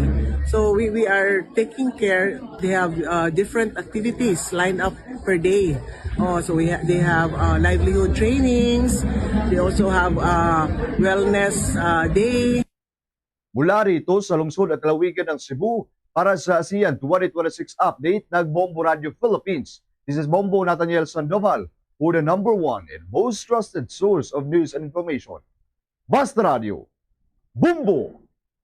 Sa 8 lokal na pamahalaan naman sa Albay, sinailalim sa state of calamity, kaugnay pa rin yan ang epekto ng pag-alboruto ng Bulkang Mayon. Kaugnay yan, may nakalapang report ang Bombo Radio Legazpi. Inaprobahan na ng Sangguniang Panlalawigan ng Albay ang pagdedeklara ng state of calamity sa 8 mga local government units sa lalawigan ng Albay na apektado pa rin ang nagpapatuloy na aktibidad ng Bulkang Mayon. Ayon kay Albay Public Safety and Emergency Management Office Chief Bobby Cristobal na kinakailangan ito upang makapagbigay ng mas mabilis na tulong at mabigyan ng solusyon ang mga kasalukuyang sitwasyon sa lalawigan. Base kasi sa pinakahuling tala ng ahensya, nasa 80 barangay ang apektado ng halos 1 oras na pagbagsak ng ashfall nitong nakalipas na Sabado, kabilang na ang 16 na barangay sa Kamalig, 44 na barangay sa Ginubatan at 19 na barangay sa Ligao City. Nasa 4 na evacuation centers naman ang mayroon sa lalawigan simula pa nitong Enero, partikular na sa Tabaco City, Malilipot, Kamalig at Ligao City. Samantala, umabot na rin sa 47 ang kabuoang bilang ng mga apektadong livestock mula sa mga bayan ng Kamalig at Daraga. Patuloy pa rin ang pagpapadala ng tulong ng ahensya kagaya ng hygiene kit, face mask, family food packs at iba pa sa mga pinakaapektadong ng malawakang ashfall mula sa Bulkang Mayon. We are still under alert level number 3. A city, municipality, province, or region may be declared under a state of calamity when any of the following conditions brought about by natural or human-induced disasters are present. Letter A, at least 15% of the forecasted affected population based on science-based projection are in need of emergency assistance. Yan ang ulat mula rito sa himpilan ng Bombo Radio Legazpi. Ito si Bombo Romela Sakayan Wandasan, and this is Bombo Radio Philippines, the #1 and most trusted source of news and information. Basta Radio, Bombo! Sa iba pang mga balita, si Representative Leviste, muntik na raw kung masuntok nitong si Representative Richard Gomez sa may kamera matapos nga hong akusahan ng mga miyembro ng mababang kapulungan na bumibili ng boto tuwing halalan. May exclusive report dyan ng Bombo Radio Iloilo. Muntik na umanong nasuntok ni Leyte 4th District Representative Richard Gomez si Batangas 1st District Representative Leandro Leviste dahil sa mga binitawan itong mga pahayag at akusasyon laban sa mga kapwa mambabatas at ang naging aktwasyon nito sa plenaryo ng Kamara kahapon. Sa privilege speech ni Leviste kahapon, inakusahan nito sa Executive Secretary Ralph Recto na tumanggap umano ng 2 billion pesos mula sa Construction Workers Solidarity Party List Representative na si Edwin Gadjola upang pondohan ang kampanya ng kanyang asawa na si Batangas Governor Vilma Santos Recto at anak na si Vice Gubernatorial Beta Luis Lucky Manzano. Pinaratangan din niya ang mga kapwa mambabatas na bumili umano ng boto nung nakaraang eleksyon. Sa panayam ng Bombo Radio kay House Deputy Speaker at Iloilo 1st District Representative Janet Garin, sinabi nito na isa si Representative Gomez sa halos naubusan ng pasensya kay Leviste kung kaya't muntik na umanong masuntok ng dating aktor si Leviste. Ayon kay Garin, ang nangyari kahapon ay nagpapakita na masyado pang bata si Leviste at hindi pa alam kung paano mag-handle ng sitwasyon. Mungkahin ni Garin kay Leviste na bago maglabas ng pahayag, mangalap muna ito ng ebidensya upang hindi ito malagay sa kahiyan sa harap ng ibang miyembro ng Kamara. Siguro, the best that you can do to help is also to gather evidence. Handling the situation is sometimes difficult. At a very young age, syempre, ang mga congressman take offense. Si House Deputy Speaker at Iloilo 1st District Representative Dr. Janet Garin. Para sa Bombo Network News mula dito sa Bombo Radio Iloilo, ito si Bombo Ayan Gahete. This is Bombo Radio Philippines, the #1 and the most trusted source of news and information. Basta Radio! Bombo! Hambangay naman sa pagitan ni Representative Leandro Leviste at Representative Ryan Recto, maging ang bangayan sa pagitan ni Senator Rodante Marcoleta at Senator Panfilo Lacson, wala nang kinalaman daw sa paggawa ng polisiya, ayon yan sa isang political analyst. Kumuha tayo ng karagdagang detalye dyan sa pag-uulat ng Bombo Radio Dagupan. away palengke na lamang ang pagsasagutan ng mga mambabatas ng Kamara at Senado at hindi galit para matulungan ang bansa. Sa panayam ng Bombo Radyo Dagupan kay Attorney Michael Henry Yusinko, isang political analyst, matagal nang hindi natutugunan ng mga mambabatas ang kanilang gampaning gumawa ng batas na re-resolba sa mga problema ng bansa. Gayunpaman, ang galit ng kanilang ipinapakita sa publiko ay dahil lamang sa kanilang pansariling interes. Ang pahayag ni Yusinko ay tumutukoy sa naging bangayan ni Batangas 1st District Representative Leandro Leviste at Batangas 6th District Representative Ryan Recto matapos magbato ng alegasyon si Leviste hinggil sa di umano'y ugnayan ni na Executive Secretary Ralph Recto at Congressman Edwin Garjola. Gayon din sa bangayan ni na Senator Rodante Marcoleta at Senator Ping Lacson sa Senado hinggil naman sa usapin ng flood control projects. Aniya, ang kanilang bangayan ay wala nang kinalaman sa kanilang tungkulin at personal na lamang ito. Giit ng political analyst, may kanya-kanya mang kulay ang mga mambabatas, subalit hindi dapat nito mabahiran at makaapekto sa kanilang paggawa ng mga polisiya. At kung magkakaroon man ng pagbubunyag, mahalagang mayroon itong matibay na batayan at pruweba. Right? Hindi dapat ganoon kasi like I said, ang trabaho nila ay gumawa ng batas. Hindi naman nila trabaho maggawa ng investigasyon na magkaroon ng recommendation to file criminal charges. Trabaho ng piskal yun eh. Trabaho ng batas, hindi naman trabaho ng mambabatas yun. No. Now, ang nangyari is dahil nga hindi tungkol sa batas ang pinag-uusapan, then yung away nila hindi tungkol sa batas, hindi tungkol sa paggawa ng batas. Para sa Bombo Network News mula rito sa siyudad ng Dagupan, Bombo JB Zarcillian nag-uulat. This is Bombo Radio Philippines, the #1 and most trusted source of news and information. Basta Radyo, Bombo! Update naman po tayo dyan sa may lungsod po ng Surigao, mga kabombo. Meron pong 5 heavy equipment dyan ang sinunog pero hindi raw po ito kagawa ng New People's Army. At meron na rin pong natuntoon ng mga suspect. May update ang Bombo Radio Butuan.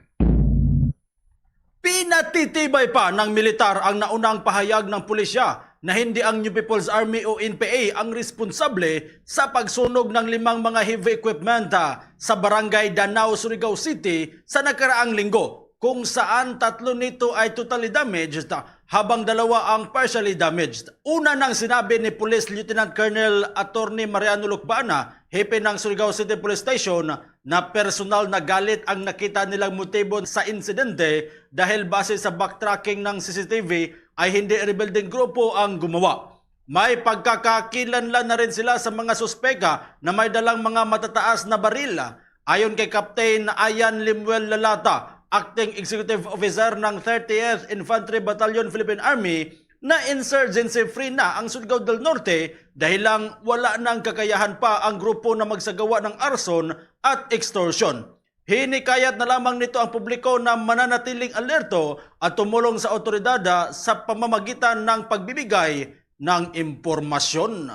Yes sir, regarding po sa incident natin sa Barangay Danao sir, and rest assured sir na yung mga communist terrorist group po natin is wala na po silang capability. And still sir, the province of Surigao del Norte remains as stable internal peace and security. At yan ang balita galing dito sa himpilan ng Bombo Radio Butuan para sa Bombo Network News. Ito si Bombo Rulan Hania nag-uulat, and this is Bombo Radio Philippines, the #1 and the most trusted source of news and information. Basta Radio Bombo! Si Kabataan Representative Renico naman may reserbasyon sa ilang bahagi ng impeachment laban kay Vice President Sara Duterte. Kaugnay niyan may report pa ang Bombo Radio Kalibo. Nagpahayag ng reservation si Attorney Renico kahit isa siya sa mga bumotong pabor sa pag-aproba ng Articles of Impeachment laban kay Vice President Sara Duterte sa House Committee on Justice. Kabilang si Ko sa 55 mambabatas na nagkaisang bumoto sa 55-0 para aprobahan ang committee report na naglalaman ng mga Articles of Impeachment na magbibigay daan sa pagtalakay nito sa plenaryo at posibleng paglilitis sa Senado. Gayunpaman, nilinaw ni Ko na may mga bahagi ng dokumento na kanyang kwestiyon, partikular ang pagsama sa kasong inciting to sedition bilang isa sa mga batayan ng impeachment. Aniya, may mas malalim na dahilan kung bakit siya may reserbasyon. Ang naturang probisyon ay maaaring gamitin laban sa mga kritiko at aktivista dahil malawak ang definisyon nito sa batas. Iminungkahi rin niko na sa halip na inciting to sedition, mas sapat na umano ang ibang aligasyon na tulad ng umano'y pagbabanta sa Pangulo at sa seguridad ng publiko bilang batayan ng kaso. Sa kabila nito, sinuportahan pa rin niya ang kabuuang committee report na batay sa mga natukoy na probable cause laban kay Duterte kabilang ang mga aligasyon ng katiwalian, maling paggamit ng pondo at iba pang mabibigat na paglabag. Sa susunod na hakbang, kailangan aprubahan ng hindi bababa sa 1/3 ng mga miyembro ng Kamara ang Articles of Impeachment upang formal itong maipasa sa Senado para sa paglilitis. Naayos na yung committee report, so bale lahat ng mga ginawa ng committee in relation sa hindi lang yung sufficiency in form, substance, grounds, yung pag-establish ng probable cause, nilahad po doon, lahat ng findings, nilagay in resolution format at nakaakibat na doon yung iaakit na articles of impeachment kung makuha yung 1/3 vote sa plenary. So lahat po kami ay bumoto ng yes, no, na okay na po yung committee report, ito na ang iaakit sa plenary sa pinakamadaling panahon. Si Kabataan Party List Representative Attorney Renico sa kanyang naging pahayag. Para sa Bombo Network News, mula rito sa Bombo Radyo Kalibo. Bombo Ashley May Pamaos nag-uulat ng This is Bombo Radyo Philippines, the #1 and most trusted source of news and information. Basta Radyo. Bombo! Tuloy-tuloy sa pagsubaybay mga kabombo sa ating 32 fully digitalized AM at mga FM stations gamit ang ating mga social media page tulad po ng Facebook, YouTube, TikTok at maging sa Bombo mobile app. Pagkatapos ng Bombo Network News, pwede po niyong balikan ang mga programa ng ating mga provincial station. Bawat provincial station ng Bombo Radio Philippines at Star FM, meron po silang sarili o kanya-kanyang mga social media pages na pwede po ninyong sundan, pwede po ninyong i-like, and of course, pwede rin po kayong mag-comment, mga kabombo. Sa Luzon area, dyan po sa may norte, sa Cagayan Valley, nariyan ang Bombo Radio Kawayan. Sa may Ilocos Region, sa Pangasinan at mga katabing probinsya, nariyan ang Bombo Radio Dagupan at Star FM Dagupan. Sa probinsya ng Benguet at mga katabing lugar, nariyan pong Bombo Radio Baguio at Star FM Baguio. Yan ho sa may bahagi ng Bicol Region, nariyan ang Bombo Radio Legazpi, habang dito sa Mega Manila, ang Star FM Manila. Diyan din po sa may Cagayan Valley Region, maaaring pong tutukan ang Bombo Radio Tugigaraw. Habang sa Ilocos Region, nariyan naman po ang Bombo Radio Lawag, Bombo Radio Vigan at Bombo Radio La Union. Habang sa Bicol Region, maaaring pong pakinggan ang Bombo Radio Naga. Mga kabombo ka Star Nation, bago po tayo magtapos, samahan niyo po kaming manalangin ng Prayer for Peace in union with the Prayer Vigil for Peace led by Pope Leo XIV. Lord, make us instruments of your peace in a world wounded by conflict, especially in the Middle East, where fear, anger, and uncertainty continue to grow. We turn to God in humble prayer. May He teach us to bring healing where there is pain, love where there is hatred, and forgiveness where there is injury. Where there is division among nations, may dialogue begin. Where there is despair, may hope rise. Where there is darkness, may His light shine. Where there is violence, may courage for peace prevail. We pray for all countries affected by tension and war. May the hearts of leaders be calmed and guided toward justice, compassion, and respect for every human life. May they seek not conflict, but understanding. O Divine Master, teach us not to seek to be understood, but to understand. Not to be consoled, but to console. Not to be loved, but to love. For it is in giving that we receive, in pardoning that we are pardoned, and in letting go of hatred that we are born into true and lasting peace. May your peace descend upon the Middle East and the whole world, upon every suffering family, every frightened child, and every weary heart. We ask this through Christ our Lord. Amen. Yan na po ang kalipunan ng ating balitaan para sa pangtanghaling edisyon ng Bombo Network News, ang back-to-back winner sa Catholic Mass Media Awards bilang Best News Program. Mula rito sa News Center Makati, this is Bombo Radio Philippines, the number one and most trusted source of news and information. Basta Radio. Bombo!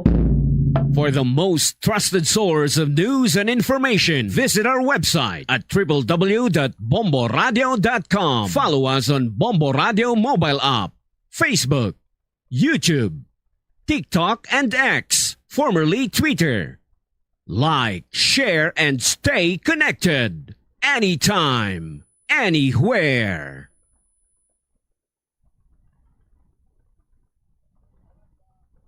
Philippine Standard Time, 1 minuto na nakaligad sa takna sining alaw na. Balik na diri sa pagpangalagad sa Bombo Anay Soto sa DYFM Bombo Radyo Iloilo. Standby sa aton sining mga kabombo sa dugang mga balita kagay impormasyon. Check nato ang balita ni Bombo. Jomar Villa, unahon naton ining cooling station, no? Kay subong adlaw buksan na ini kag bisitahan ni Mayor Raisa Treñas. Nagpakwa pa gani isang blood pressure dito ng aton sining alkalde. Kumusta naton ang duha ka mga cooling stations nga operational na sumugod adlaw. Lakip na sila diri balita man gaupod sa kay Bombo Jomar may kantanan sa sining pagpanigayon sa inspeksyon sa pamunuan sa BJMP Ungkaharo matapos kiti naka-video call pa kuno yang naka-video call pa sa sulod sa prisuan ang subject sa bypass operation kay ang transaksyon dito kuno nadihon sa isang ka mga person deprived of liberty kag ang kontak niya rin diri sa gwa. Check na to ng mga balita kaupod sa kay Bombo Jomar Villa. Bombo Jomar sa report, please go ahead. Bombo Champ, gilayon nga nagpatikayon sang investigation ang Bureau of Jail Management and Penology sa may Ungkaharo matapos nga ginkanta no sang isa sa natakpan sa drug bypass operation kagabi sa may Takasharo nga ang source ni alleged sa may area karon sang BJMP Ungka no sa sulod gid mismo sang nasambit sining pasilidad no kag hindi lang na nga ginakanta kundi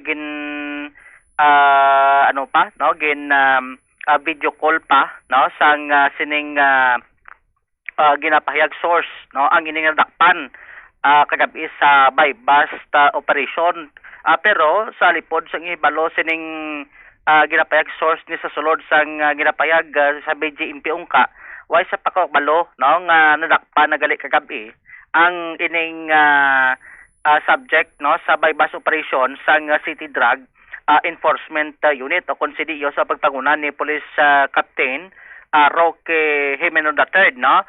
So kasunod sining information gilayon tagin pakigingutan diri ang management sa pagpangunan ni Jail Superintendent Denvel Beltran ang jail warden no sang BJMP Ungkaharo. So no sa natungdan Bombo Champ nakabaton man sila sang report insigida after sa sining ginpatigayon sining bypass operation kagabi.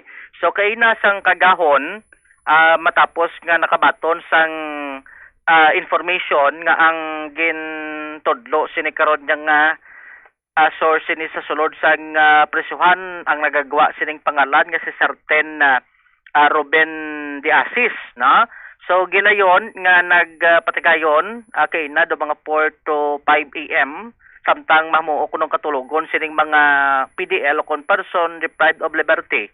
So nagkandak sila sang Greyhound operation no. Agod nga kuha no kun balati ara gid man siya sining paghinakop kay balamuti sang gin check to nila sa ila sining record naga-exist gid man no ang nasambit sining pangalan. So insigida nag operate sila Bombo Champ on the spot no agod nga check kon balati anok pamatuod nga may aragid man sang cellphone sining nakasulod ra sa nasambit sining pasilidad. So pag inspect nila suno kay Alger Superintendent Beltran negative no why sila sabay nakita sining cellphone sa pasilidad o kung sa sining lock-up cell kung sa diin nakahunong ining nasambit nga pangalan nga na-mentionar sa nadakpan sa drug bypass operation Bombo Champ no sa aton sa mga kabombo tigin isa-isa gid kuno nila kabala mo ang pagpatigayon isang Greyhound operation magi man ini no agod nga sigurado nga way isang may mga PDL ang makapalusot sining mga kontrabando, especially sa sulod sang ila sining lakapsel.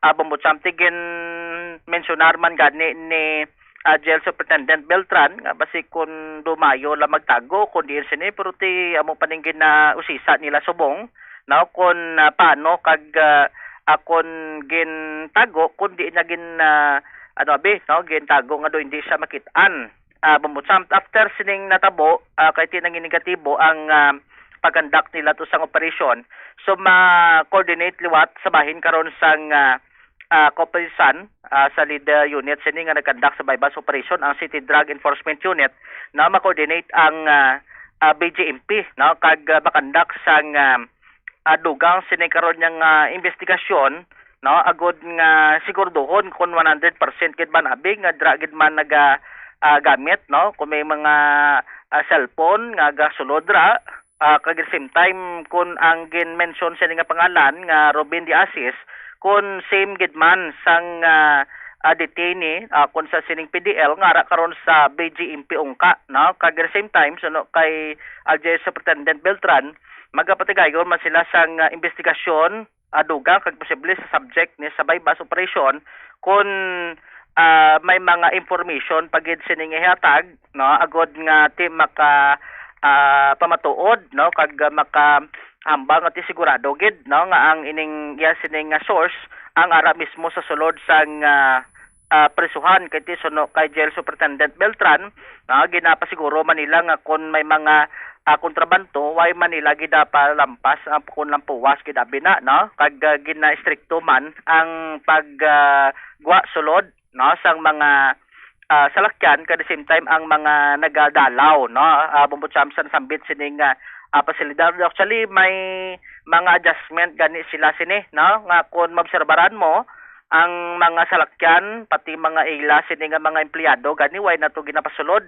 dra na sa sagwa ginapaparking sang BJMP ungka nga sa mga motorsiklo agod nga malikawan ang posible nga palusot no suno gani sa natungdan way man siya gani kuno nadula nga kun mahimo nga posible nga may mga kopdanan o kung may mga kahimbon sini no dra sa sulod sang BJMP ungka tangina nga tikang agod nga masigurado kag malikawan no ang mga palusot sa sulod sang nasambit sini karon nga pasilidad kagin klaro man sini sang natungdan nga hindi lang man kay na ang ining ginapatigayon sining Greyhound operation kundi may mga schedule na sila no ang iban siniti mera sang random no nga Greyhound operation ang ina nga paghimo sa tikang ang pagpasigurado man no nga ang nasambit sining nga facility ang safe no sa kun ano man sining nga sahi sang kontrabando sining maara nga masulod sa ila sining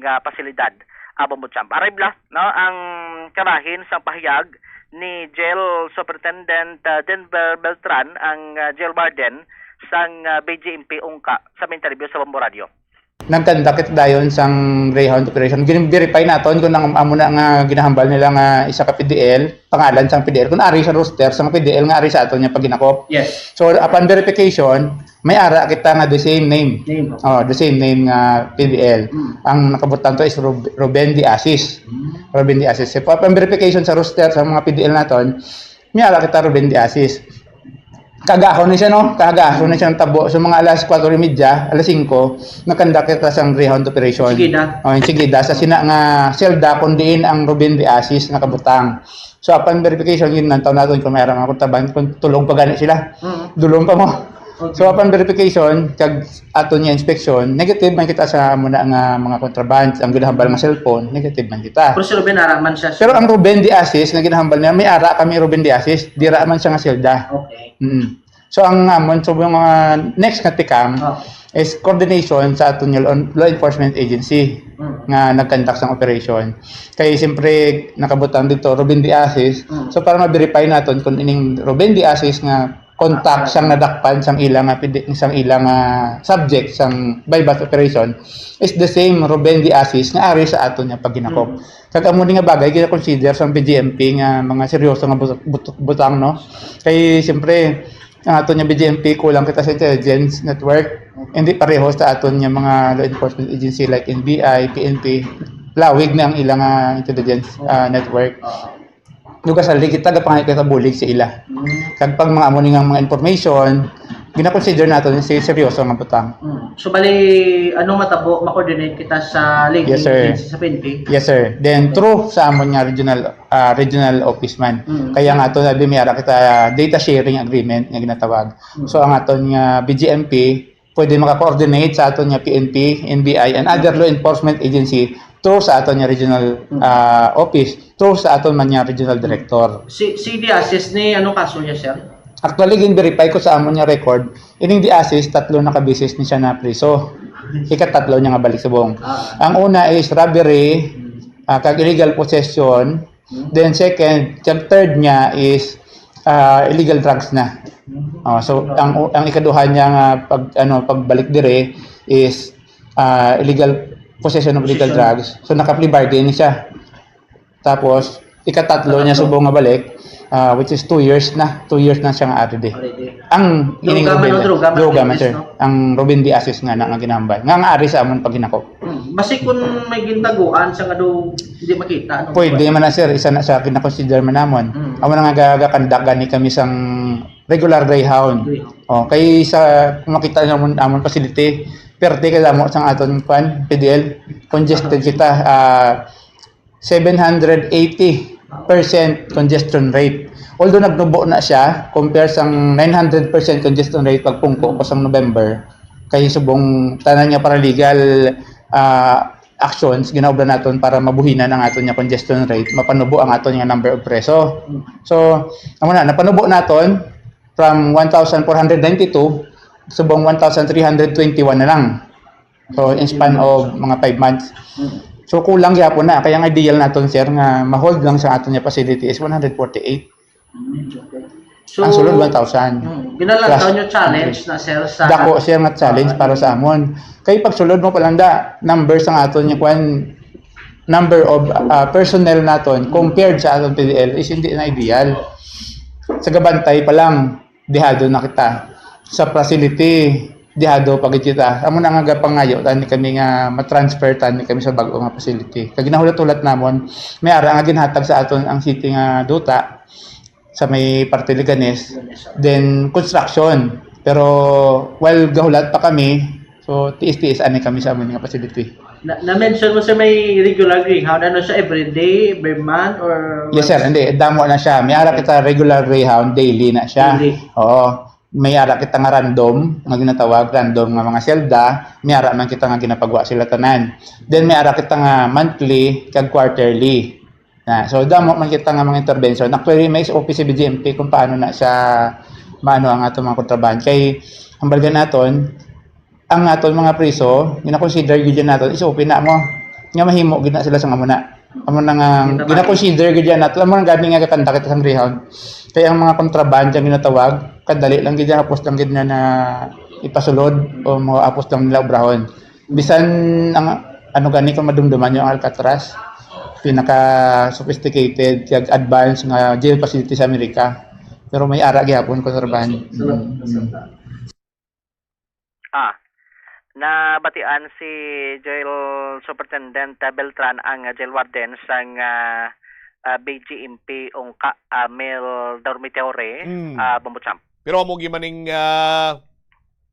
siya gid man ang ginatumod, may confirmation nagikan sa mga law enforcer naton or law enforcement agency ang ining particular nga pangalan amo gid maning ka-video call pa sang arestado nga gin subject sa bypass operation na Bombo Jomar. Amo ni ang ginahimo karon sa BGMP ungka kay na ang confirmation pala nga pangalan mo no sa ginlantaw nila sa logbook kung sa ila sa nga record kung may nag-exist nga pangalan so positive ba mo to nag-conduct sa operation di balikan sang BGMP ungka liwat ang CDEO City Drug Enforcement Unit agod nga ma 100% o kung masurbol gid la kun ang ining Ruben de Asis amo gid man na siya ang ginatumod kag paagi to kun may mga conversation sila Bumbutsam no isa na sa mga tikang no nga himuon karon sa nga BGMP ungka kag kung makakuha man sang information abi no kung masiguro pagid no kung paano nakasulod ang cellphone ina kun siya gid man no ang gina-identify sini karon sang sining subject sa gipatigayon sini sa drug bypass operation kay kun lantawon mo may no do may magkapareho no ang ining preso kun ining PDL kay bala mo ang last ning case sa bypass Bumbutsam kag ang ikaduwa do na recoveran sang illegal drugs man siya sini nga posisyon no. So ang ining lakpan kay na ti kaso nila paglapas man sa Public Act 9165 o kuno dakpan man sa sining gipatigayon sining drug bypass operation sang City Drug Enforcement Unit o kon CDU. Nanumduman ta ni last doy pagin sak bulan siguro naka-mention ni saton si Police Captain Roque Jimeno ang OIC sang CDU nga may mga nadakpan sila kung may na monitor nga nagagamit no sang cellphone sa sulod sang BGMP ungka no sa aton sa diga mga kabombo so mo nang gina-check ta diga ni karon kun balang natumod sini ambugid man ni si certain Ruben de Asis Bumbutsam sa aton sa diga mga kabombo kay ti sang gin verify to sang gin check to sang personnel sa pagpuunan ni Jail Superintendent Beltran negatibo ang resulta sa patigayon no sa Grihan operation kung mala may mga kontrabando sining nakasulod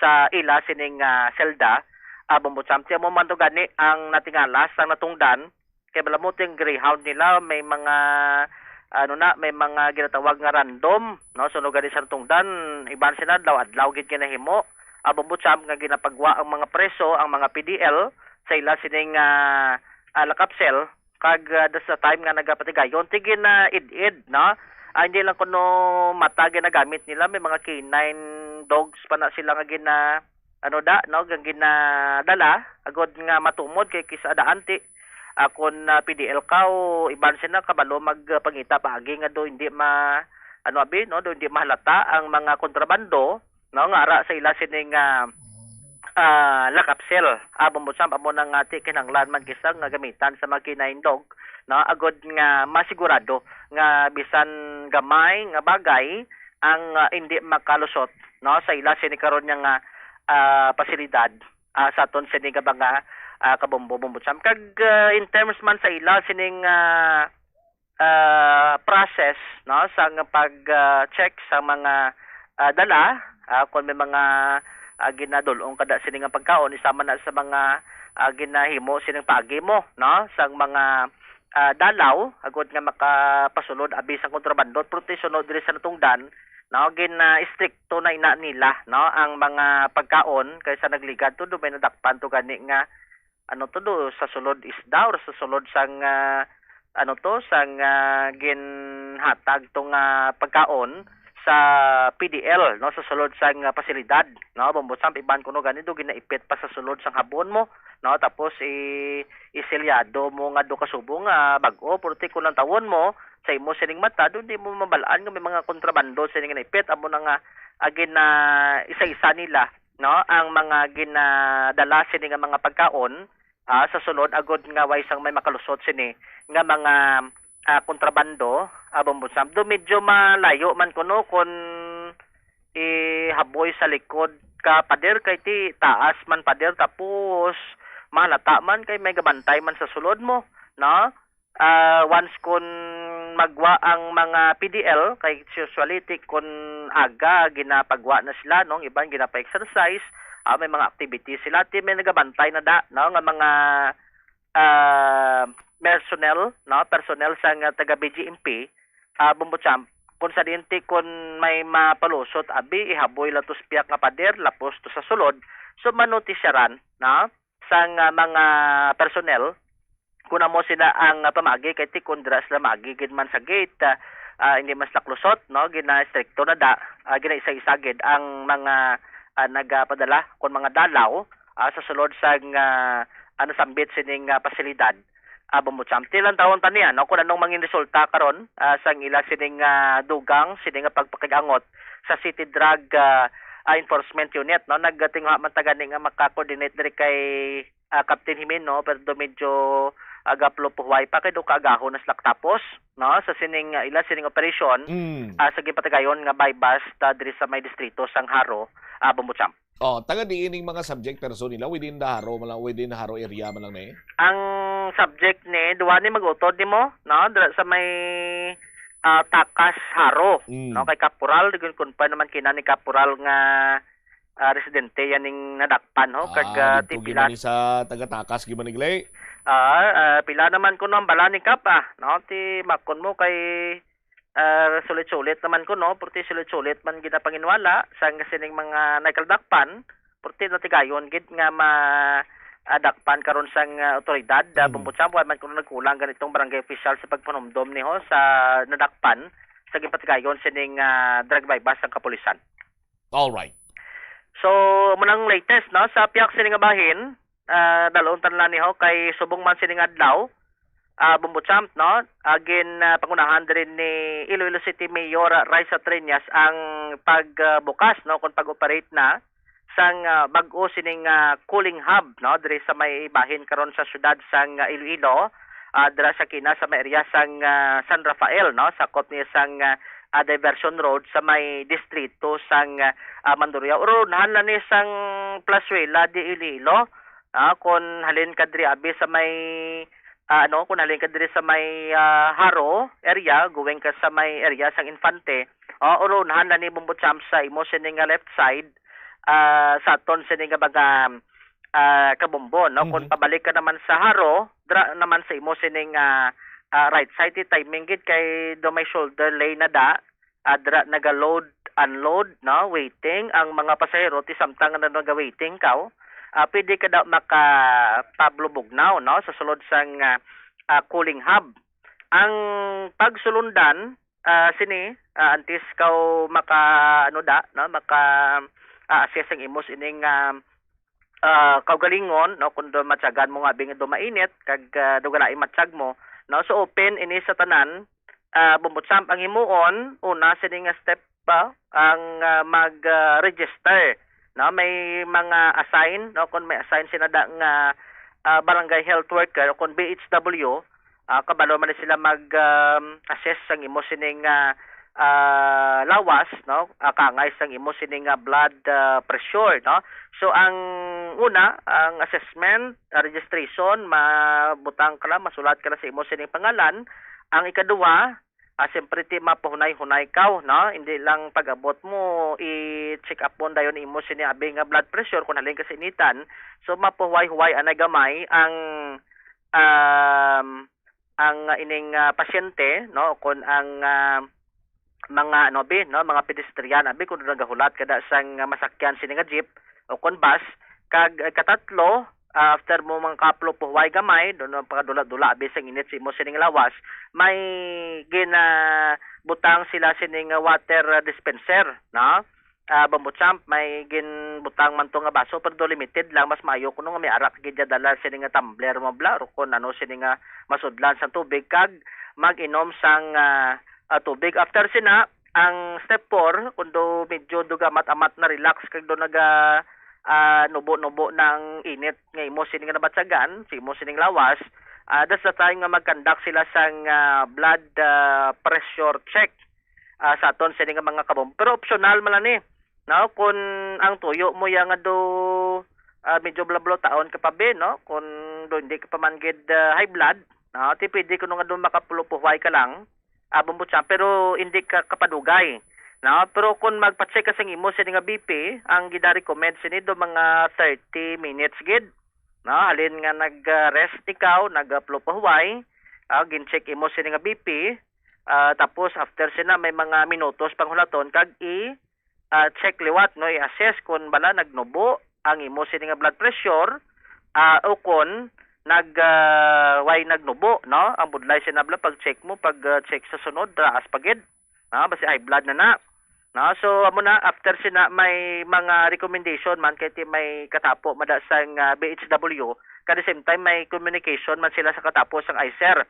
No, like say for example, kung magsulod ang no, isa ka persona kag do nagalain ang pamatsag do hindi nagid masarangan sa BHW, no, so just the time nga maka-coordinate sila sa katapo sang city responder agod nga matagaan sang dugang sini nga medical attention kay bala mo ti limitado man lang ang ila sini nga mga kagamitan bumbutsam, pero ti may mga medicine kuno sila nga pang emerhensya pero ti kundo medyo dako na gid ang kinahanglanon, so that's the time nga gid na refer nila, no, kag pwede nga mahimo nga dalon sa may pinakamalapit sining ospital ang isa sa karon sang pasyente. So ang opening sini last 10 sa aga tubtob last 4 sa hapon. No, after sinati buwas naman sining adlaw, kag at the same time ang nabutang sining dapat 20 people, no, at a time ang mahimo sining makomodar sang nasambit sini karon nya nga cooling hub bumbutsam sa aton sini nga kabombo. So dito man ang presensya di kinan ni Engineer Niel Ravena sang city o konsaton sa nga GSO bumbutsam kay ang gingamit ni nga flooring do human sa mga recycled materials bla, no, ti mayo kay napuslan gid, no, kag at the same time ang pag-install sang solar, no, actually solar ini siya ang dala sang electricity action sang iya sining power, no, ang aircon, ang electric fan, ang water dispenser, no, solar ini siya nagadala bumbutsam sa aton sining mga kabombo mo na iti kun hindi lang galing magtamak init, no, pero hindi naman guro magsulod ang iban kay hindi man init mo, no, pero kun mas init mo na mas dami ya ang buga, no, kay ti damo sang enerhiya sining matipon sa sining solar power sining cooling hub sa may area karon sang diversion sa may distrito sang Mandurriao sa aton sining mga kabombo. Ipabati tabla, no, ang kabahin sa pahayag ni Mayor Raisa Treñas kay ang ining pamaagi temporary man ni, no, pero may mga ginalantaw sining long term solusyon kangay sa pagpahamtang sa mga bulak, no, pagpahamtang sa mga tanom agod nga makahagan-hagan, no, sang init sining ma-experiencehan naton sa subong kag sa masunod pagid. Ari si Mayor Raisa Treñas sang ma-interview sa Bombo Radio. Last year, no, sige kita plant man. Ang problem lang, it will be part of a long-term solution. Subong may ara kita nga gina-develop ng mga trees nga made of bougainvillea. Para dasig dayon ang cover bala. Tree ang iya siya pero bougainvillea sa dinbutang. Ongoing ang aton nga tree planting and mangrove planting. We have this project nga initiated by DNR nga locally adapt naton, Project Transform. We have allocated budget for that, and that will make sure nga ang mga initiatives for tree planting, mangrove growing, increasing the green cover of Iloilo City will be part of that initiative. How much of an allocation for that? 6 million. But that for 1 year, but that has 4 clusters. Nabati Andre si Iloilo City Mayor Raisa Treñas sining pagbukas na karon, no, sang cooling hub diri sa may bahin sa syudad sang Iloilo. Actually si Mayor nagpa-test man sang iya sining blood pressure. Or iya sining BP bumbutsam kay Pila blood pressure ni Mayor Jobs? 130/90. Normal. Dito taas eh. Medyo taas na. Ang normal do 120 mo. Over. Galing kay Kena, ang sitwasyon way patuya maunang aircon. Kay interview sa sulod sang container van bla. Bumbutsam ti simpay ang alkalde do ga malhas magani mo. Pero tulo nagpulupuway lang kag gin gamitan lang to kanay kay electric fan.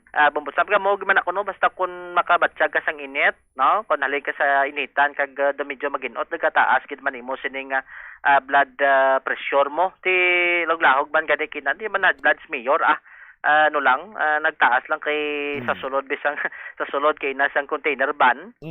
Bumbutsam kay balamot kun may high blood ka dito pero may kagaugtas di doon di man tlogtas mayor.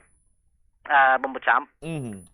So may personnel no nga assigned dira kag wagid problema no kung taga syudad o kung especially taga probinsya kaw no gamit sining cooling hub no sa may distrito sa Mandaluyong. Mera pagilay sa may Elias sang Alandone ho. Dira sa may kilid na sang sang old pump station no bumbutsam dira sa may dalom lang sang flyover dira sa may area sang General Luna. Sa aton sining mga kabumbagod nga ti makahagan-hagan man sang init sining maeksperiensyahan ang aton sining karon nga mga pumuluyo diri sa syudad sang Iloilo. Bumbutsam. All right. Ini si Bumbo Jomar Consumo Villa. This is Bumbo Radio Philippines, the number one most trusted source of news and information. Basta Radio, Bumbo. Salamat gid na Bombo Jomar Villa sa imo sining follow-up report. Una kita diri sa bahin karon niya sang BJMP. Hindi niya kay makaisa, kadua, katatlo, madamo na nga beses karon nga masami kon mayara sang bypass operation ang aton sining mga law enforcement agency katulad sang City Drug Enforcement Unit.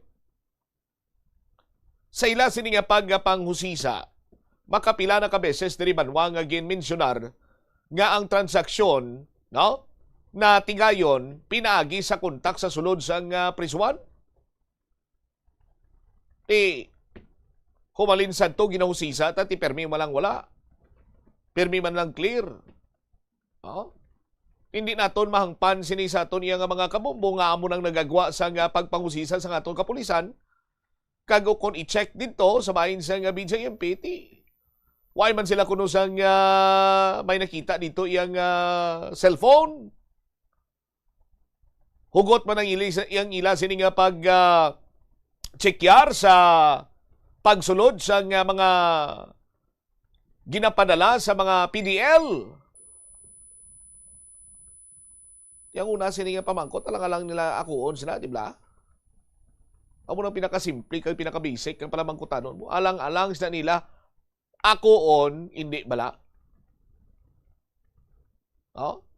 So, hindi man butsilingon nga wala iya sang intelligence network ang BJMP mangin weakness na ini sa aton sining mga kulturan in terms sa pagmonitor sa mga aktibidades sa mga person deprived of liberty ngara sa ila sini iyang responsibilidad.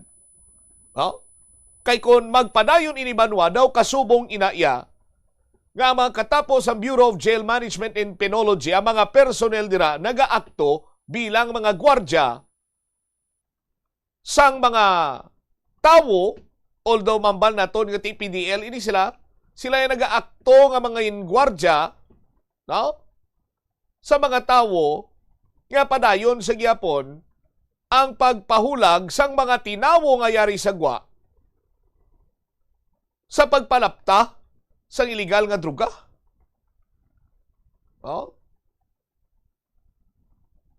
So ekspektaron na gid lamang ina sinang person deprived of liberty or inang ginatumod nga personalidad nga anytime may patigayunon sining inspeksyon, hilabi pa banwa, ako 100%. Nagapati akong sang tsimpo pa lang nga natiklo na to ang contact sining ginatumod nga person deprived of liberty, nakabalo na to dayon iyang priso. Tiano himo niya, tindispose na ng posible nga mga ebidensya ay katulad sa cellphone.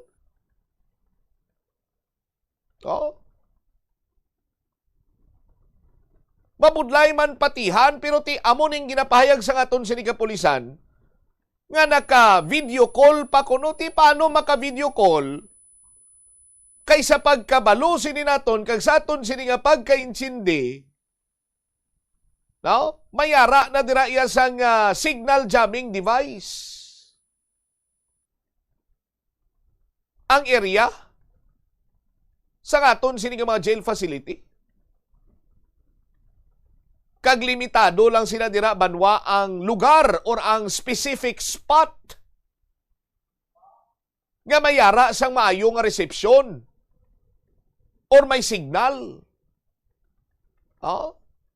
Ti anong butsilingon karon iya banwa kon naka video call pa ang tawo sang PDL nga mong nagahulag diri sa guagod nga mag transaksyon kag magbaligya sa illegal nga droga samtang siya ang daw kasubong iyang ang subject sa bypass operation iya sini nga drone kag ang remote control ara dito sa iya.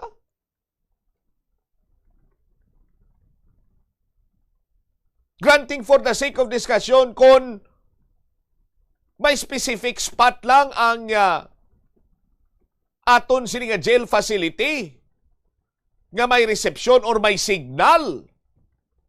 Di ano dito siya nagplastar para nga maka-video call? Kung dito siya nagplastar, sino ang nagpa-plastar sa iya dito?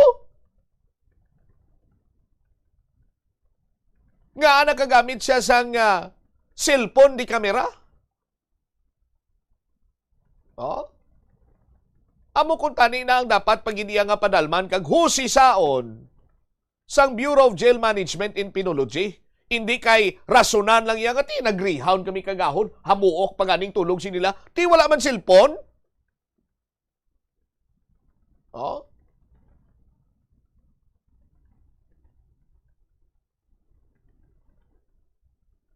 Kaya man gani cellphone pero punto naka-video call pa.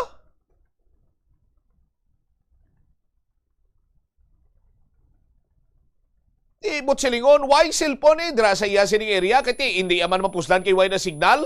Basi kon may naghatag sa iya sang kay gayunan, gaan lang ka 10 minutos dira ka plastar kami signal daw. Pero kung matigayon ang transaksyon garo nang akon da, porsyento ko da. Diba si may mga komisyoner man da sa sulod sa BJMP ka?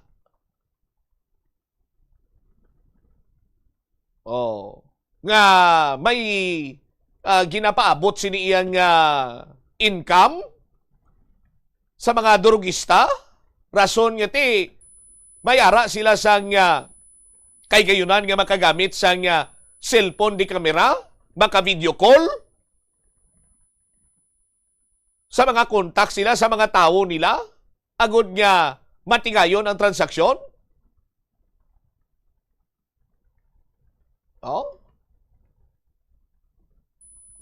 Hindi mo't silingon nga wala iya sang intelligence unit ang BJMP mangin helpless na kamo dira sa aton sinimakuturan. Di pwede. Kag unacceptable ina. Kay nagapati kita sa aton sini nga mga kabumbo nga mismo ang mga PDL kag ang iban sini nga mga personnel dira, may mga networking man sila dira banwa. Tiano sa aton sini nga mga kabumbo way inayamabtan sang paminsaron, hindi matungkad sang dalagan sang utok sang mga taga-BJMP ang kasubong sila nga mga hulag agod nga mapasiguro nga waay sang sinuman nga person deprived of liberty ang makatransaksyon pa sa illegal nga droga sa sulod sang prisuan kag may ginakontak nga tao sa gwa or base sa tuman sini nga kaalam sa mga taga BJMP gingamit na nila iya ining sitwasyon sa ila sini nga pabor or paborable sa ila. Basi sila mismo palagyan man or nangin kabahin sang proseso kung paano ma-materialize ang transaksyon halin sa sulod sa prisuan pagwa sa mga tao nga galamay sa mga durugista nga nagkalapriso para nga mapadayon ang ila sini nga negosyo kag maka-income ang mga personel Hindi bala? Saton sila mga simanwa? Ihugot man bala ang pagsikyar ninyo sa mga nagasulod dira para sa mga PDL? Gina-double check gen? Ang compound may specific spot lang sa pagkabalo kung may ara sang signal sa internet? Not unless nga may personnel dira nga nagaganar, nga nagapagamit sa iya sining cellphone or whatsoever para nga maka-communicate outside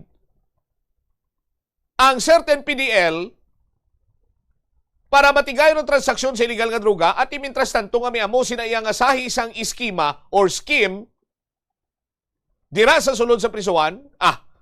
Sa gyapon itudlo dira gyapon sa mga madakpan sa bypass operation nga ang transaksyon dito sa sulod na tigayon. Kami lang din nagahulag sa gwa. 41 minutos na kaligad sa takna sininga launa. Pagbalik nato na banwa dugang pangin sininga mga balita kaga impormasyon 25 na ka mga or 90 90 ka mga peke nga security license ID ang na-record sa Regional Civil Service Unit or Civil Security Unit rather sa sining mga peke lang ID sa security guard. Ini-inline man sa aton sino magkuturan sa natabo to sa security guard nga nakatiro sa HR head kag planta manager nga ginbawian sa kabuhi sa banwa sa Pavia. Dugang nga mga impormasyon balikanta sa barangay nga pagbalayag sa Mumuaray sa Udto pagkatapos ang pila ka-importante nga mga pahanumdum. Oras 42 minutos na kaligad sa taknang launa. Plazuela de Iloilo, Billboard of Activities for May 3 to 9, 2026. Total Musical Entertainment ang nagahulat sa inyo sa sining weekend. Bangod ang Val Trouble Band ang magahatag sa inyo sa ilang wide selection of songs sa concert at the Plaza. Blasting of alas 6 ang gabi sa Mayo 9, Sabado. Sa tion sa musical show, napulo ka mga matahom nga Plazuela de Iloilo mags kag madamo pa nga iban ang igaparafol sa mga suki sa Plazuela de Iloilo. Sa Mayo 10, Domingo, ginaagdang tanan nga mangin kabahin sa Eucharistic celebration nga pagahiwaton sa El Puente or the Bridge sa mga adlaw alas 11 sang aga. Sa tion sang Holy Mass, pangayo naton sa Ginoo nga hatagariya kita sang kabakod nga malampuwasan ang internal kag external problems ang aton pungsod. Also on May 10, Sunday, celebrate Mother's Day sa Plazuela de Iloilo. Kaupod si Mr. Totong Villaruz kagang iya nga banda sa concert at the Plaza Mother's Day Edition 2026. Mangininyo, umpisa alas 6 ng gabi. Plazuela de Iloilo, we remain to be one with you in a common hope for a better community and a progressive country in 2026. Kung ginbilin ang computer nga nagaandar bisan wala ginagamit, nagakonsumo gihapon ini sang kuryente. Mas makinot kung ibutang sa sleep mode kung wala ginagamit sang 5 to 10 minutes.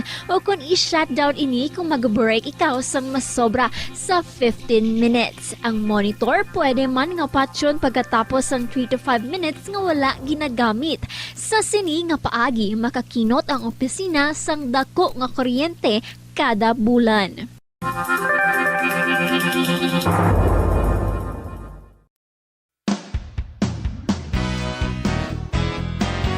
Saludo ang Pioneer Adhesive sa mga nagpapaginawa ng buhay natin. Ang laking ginhawa ng dulot nyo.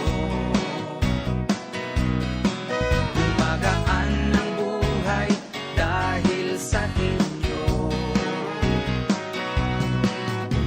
Latero, tubero, pantay, mekaniko, antero, sapatero, karpintero, pintor, kaminero, relohero.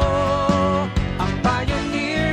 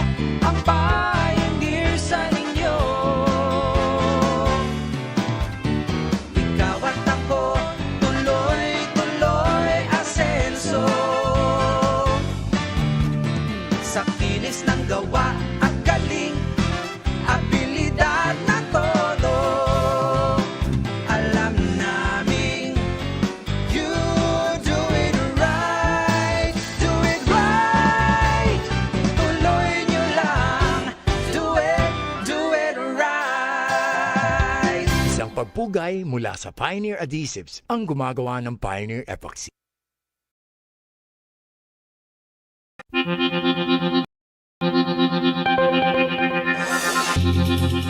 Sini nga panahon sang tag-ilinit, delikado ang sunog ilabi na sa sulod sang panimalay.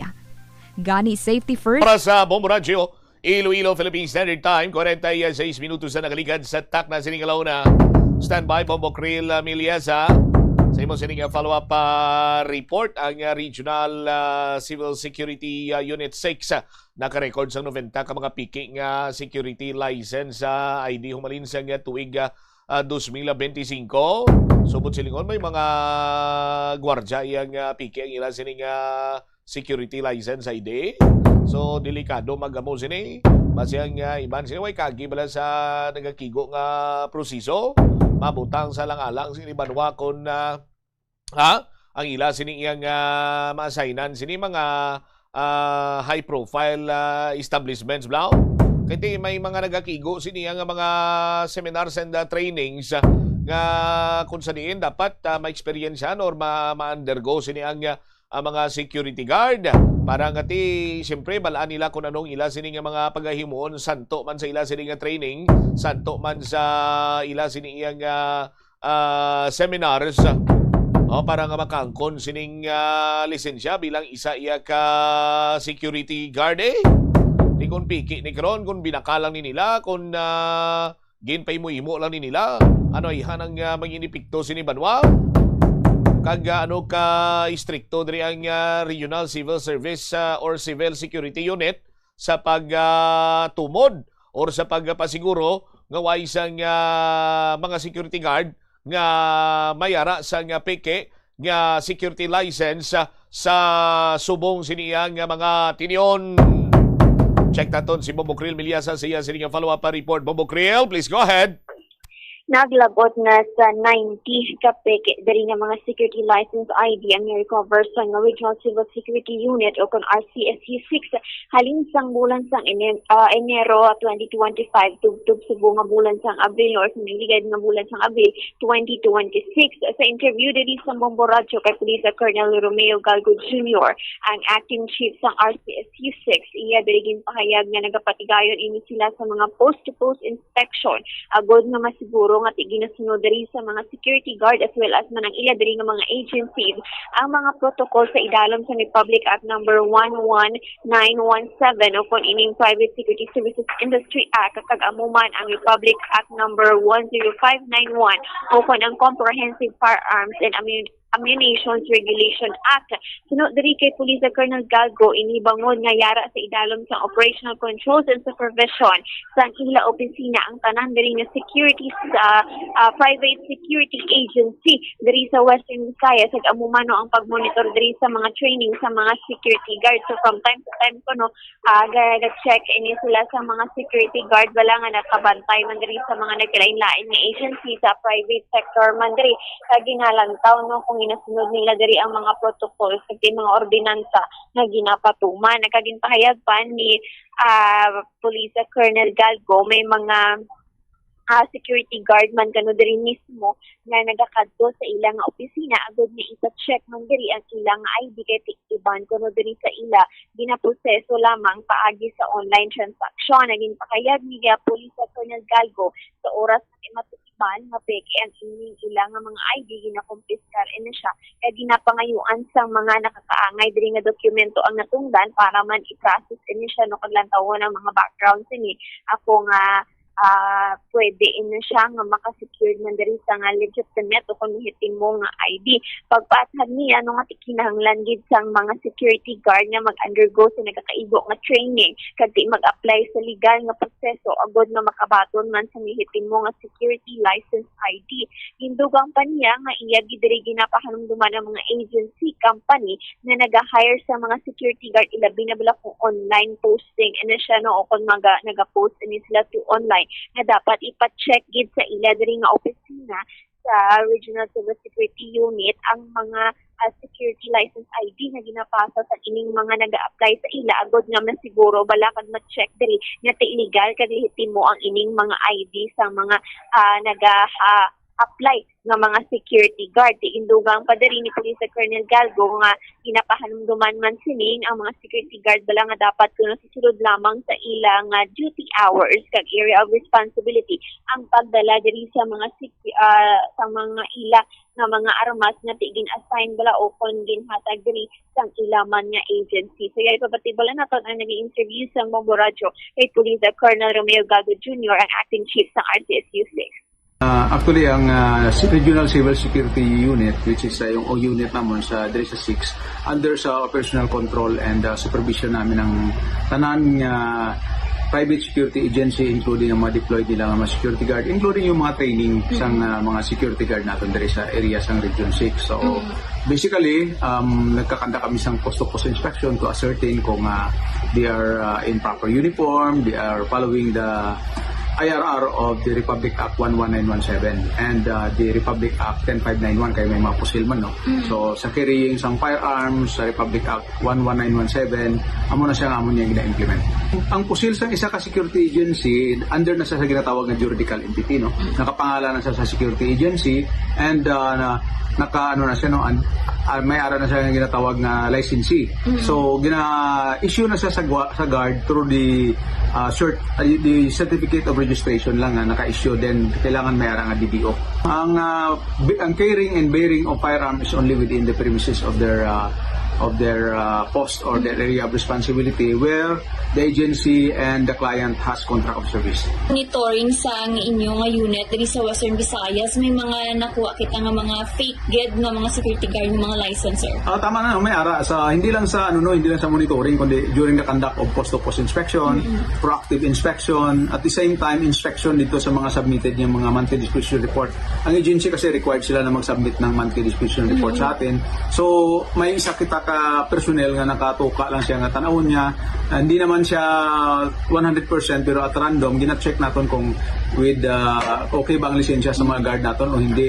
Ang iba naman personally yung mga guard naton gakadto diri sa opisina para magkuha sang certification pertaining sa ilang LISP o license to exercise operation and profession rather, and when we check ini-explain natin sa ilang may ara nga fake. So as of now, from 2025 to present, no, mula January 2025 hasta subong, around mga 90 na nga aton yan na confiscate ng mga fake licenses. And pag nabalaan na siya, we require yung mga guard natin, mga agency natin na may mga deployment na fake ang license ng mga guard to be trained sa mga private security training institution natin or agency natin, which we have two here, yung Iloilo Security Training Institution and yung Brilliant. Merong mga may araman rin nga sulod rin nga ginatawag naman nga off-site, may ara kita nga tatlo ka training school nga nagakandak sa training diri off-site. So those are the agencies na pwede silang magpalapit para matrain, para ang ilang lisensya ay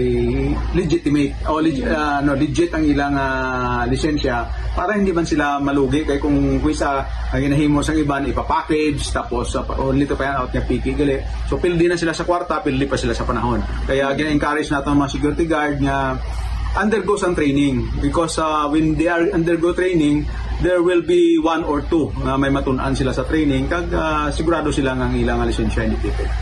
And panugyan na lang natin sa mga agencies o mga company nga recruit sa mga security guard to make sure nga mga license kin ini nga mga security sama guard. na, so isa sa mga proactive measures na to na siya, may ara kami ginatawag ng Viber group. We always inform them na pag may ara sila nga mga hiring or let's say may ara sila contract of service and they need 20 guards, pag may ara nga nagpasa dito nga mga security guards na nag-apply sa ila, make sure na ipa-check anay diri sa aton para mabalaan ta kung original or fake ba ang license ng mga guards na nag-apply sa ila. That is the only help na maano natin sa ila, no, para makuha nila tong mga security guards nga authentic, legitimate ang mga lisensya. Si Police Colonel Romeo Galgo Jr., Acting Chief sa RCSU 6. So mag-aside man diri sa mga private agencies, bala mo siya nga gusto magpa-check diri sa mga nag-hire or nag-apply sa ila nga mga security guard, mismo ko na diri ang mga individual man nga may plano bala nga mag-apply man diri, no, or magawad man diri sa ilang mga security license ID nga magkatulang kuno diri sa ilang opisina kay willing gid ini magabulig ang Regional Civil Security Unit para man ganahan nga ma-process diri ang mga legit no kang mga lehitimo nga mga dokumento sang isa ka security guard Bombo Cham. All right, now, ining mga nakuhaan sang peke nga license or security license ID, anong matabo sini sila? May mga violation bala sila? May mga penalidad? Anong ginhimo sang RCSU 6 Bombo Krill? Sa bahin sang ining mga nakakumpiskar bala nga mga IDs no nga mambal nga peke Bombo Cham tigin na kumpiskar ini sa nga Regional Civil Security Unit kay naga-undergo pagid ini sila sang investigation man sa ining mga nadakpan or nakumpiskar man kay mostly kuno diri ang iba nga cases abi Bombo Cham ang nag-apply ang isa ka tawo through online nga security license ID and mismo kuno ini sila ang nagakadto diri sa RCSU to check man bala kung legitimate ang ila diri nga nabato na nga ID so dira na balaan nga peke and mostly sa iban diri ginalantaw lang sa RCSU kag dira na nga ginahatagan pa sila sang nado to nga proseso kagamuning mga training nga dapat dira gid sila nga mag-undergo kay mostly kano ang ini nga mga nagkumpiskar wala man balait malain nga background wala man it may nahimo diri nga malain it's just that kano ang iban nagaagi lang gid sa online transaction no nga manakita nila sa online nga ti mambal balang nga mga scam so muna nga panugyan man diri sa RCSU nga kung willing ini sila mag-apply bilang isa ka security security guard mas maayo kano magdiretso ini sila sa ilang opisina para mabuligan diri kung diin nga mga training center, mga agency diri nga pwede nila applyan kag makaprocess ang legal kag lehitimo diri nga mga security license ID Bombo Cham. All right, ti amo ning isa sa mga dapat pasiguraduhon man sa aton sini iya nga mga kauturan nga mga security guard kiti amo ning ila sining profesyon, amo ining ila sining iya nga palangabuyan ti karon in good faith abi nila kay dira mahapos madasig no gilayon ini sila nga makakita sa ila sining security agency no ti way sila kabalo nga piki galito pamiki ang obra kag mapurnada bla ang ila sini iya nga imbes nga makakita sila sa trabaho makangkon sila sa bad record basi kon worst case scenario bala basi kun why na sa may mabaton silang agency kiti kagi sila kuhaan sa piki nga security guard license sa Bombo Krill mo. Yes, Bombo Cham kiti pahayagan ni Police Colonel Galgo.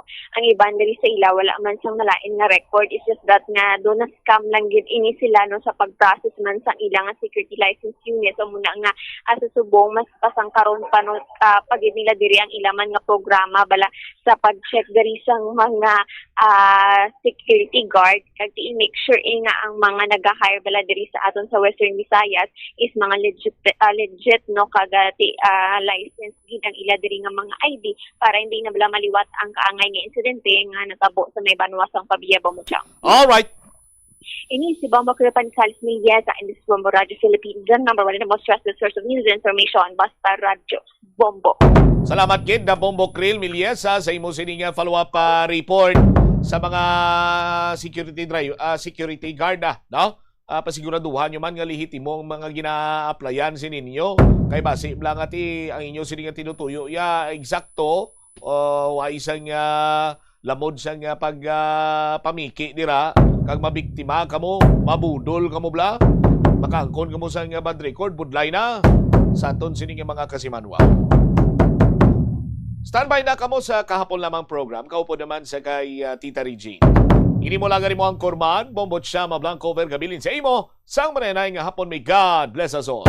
This is Bombo Radio Philippines, the number one and most trusted source of news and information. Basta Radio Bombo Oras. The Farmers Bazaar, your traditional public market with the touch of Plasuelados, ang isa ka lugar nga gintukod sa tion kag sa kasagsagan sa COVID-19 pandemic nga may tinutuyo nga maghatag sa imo sang safe marketing experience. Subong nga ang COVID-19 hindi na gid man dako nga pamahog kag nagapakadto na kita sa next normal. Rest assured nga ang Farmers Bazaar will further evolve agud nga magpadayon sa paghatag sa inyo sing satisfying marketing experience. The Farmers Bazaar. Sa lower level, tara na pahamtang ang fish, poultry kag meat section.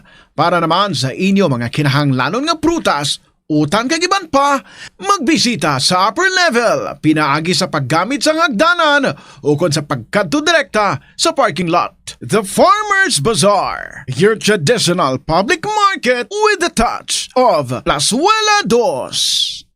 Ang kasubo kag depresyon ang hindi pareho nga balatyagon. Ang depresyon ang hindi gulpiyada lang nga nagakatabo sa isa ka tawo. Masami man nga ginakabig sa mga tawo nga depressed ini bangod sa kasubo nga nagakabatyagana. Ang kasubo, temporaryo lang nga nagakabatyagan sang tawo kag masami nagadugay sang pilalang kaadlaw. Samtang, makabig naman nga nag-experience ikaw sang depresyon kung masobre na sa 3 ka bulan nga nagabatyag ikaw sang kasubo. Importante nga mahibaluan ang mga naga-trigger sa nga mga balatyagon, agud nga mahibaluan kung paano ini nga bulngon. Plazuela de Iloilo, Billboard of Activities for May 3 to 9, 2026. Total Musical Entertainment ang nagahulat sa inyo sa sining weekend. Bangod ang Val Trouble Band ang magahatag sa inyo sa ilang wide selection of songs sa concert at the Plaza. Blasting of alas 6 ang gabi sa Mayo 9, Sabado. Sa tion sa musical show, napulo ka mga matahom nga Plazuela de Iloilo mags kag madamo pa nga iban ang igaparafol sa mga suki sang Plazuela de Iloilo. Sa Mayo 10, Domingo, ginaagdang tanan nga mangin kabahin sa Eucharistic celebration nga pagahiwaton sa El Puente or the Bridge sa mga adlaw alas 11 sang aga. Sa tion sang Holy Mass, pangayo naton sa Ginoo nga tagariya kita sang kabakod nga malampuwasan ang internal kag external problems ang aton pungsod. Also on May 10, Sunday, celebrate Mother's Day sa Plazuela de Iloilo. Kaupod si Mr. Totong Villaruz kagang iya nga banda sa concert at the Plaza Mother's Day Edition 2026.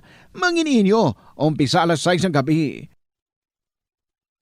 Plazuela de Iloilo, we remain to be one with you in a common hope for a better community and a progressive country in 2026.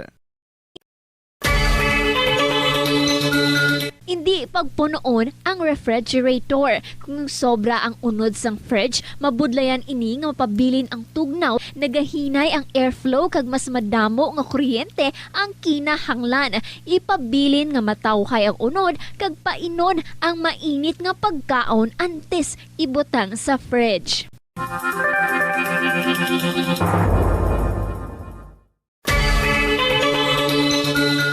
Kung nagaluto ka sa kusina, ipasiguro nga husto ang kadakuon o sukat sang kaldero, kasirola o kalaha sa burner nga ginagamit sa pagluto. Makabulig ini para malikawan ang pag-awas sang kalayo sa kilid kag para mas madasig nga maluto ang pagkaon. Sa sili nga pamaagi, makakinot ka sa konsumo sa gatong kag makapamag-an man ini sa mga galastuson. Panugyan na rin sa eksperto kung kwarta ang paghambalan. Apesar limitado ang imo abilidad nga mag-invest, ang gamay nga contribution sa investment accounts ang makabulig sa imo nga maggamit ang earned money nga maka-generate sang dugang nga income. Ikonsiderar ang pagbukas ng retirement account o kung iban nga investment account. Kabombo, nagpatakod ka man bala sa energy saving device sa imo balay o opisina? Maghalong ka ha? Kay basi na budol ka. Sunod sa Department of Energy, wala pa sang energy saving device nga nakapasar sa energy label. Bot silingon, kung ina nga device wala sang DOE certification, wala ina nagagana. Magluwas nga hindi epektibo, mahimo pa ina makaguba sa imo nga mga appliances o kung makapataas pa gani sang imo balayran sa kuryente. Gani para makakinot sang matuod sang kuryente, gabuton sa saksakan ang appliances nga wala ginagamit. Masami nga tinluan ang aircon filter o kung magamit sang inverter appliances. Tanan kita mayara sang mabulig agud pakibatuan ang climate change. Magamit sang bag nga pwede magamit sang liwat-liwat agud mabuhinan ang plastic bag nga ginahaboy. Bangod dinhi nagatugas ang greenhouse gases.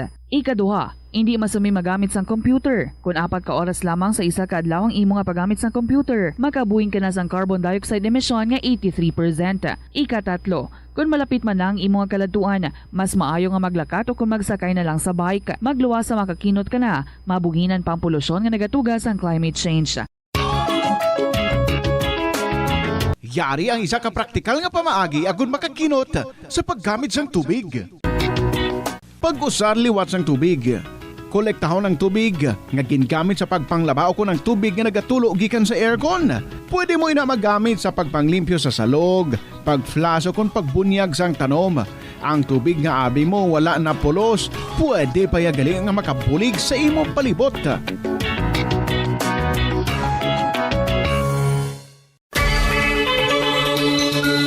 Limitahan ang pag-charge sang devices. Hindi pagpabayaan nga naka-plug ang phone, laptop o kon tablet kung puno na ang battery. Patyon o kung i-unplug gilayon kung tapos na. Makakinot ini bisan gamay lang per device. Ilabi na kung madamo ang empleyado sa opisina.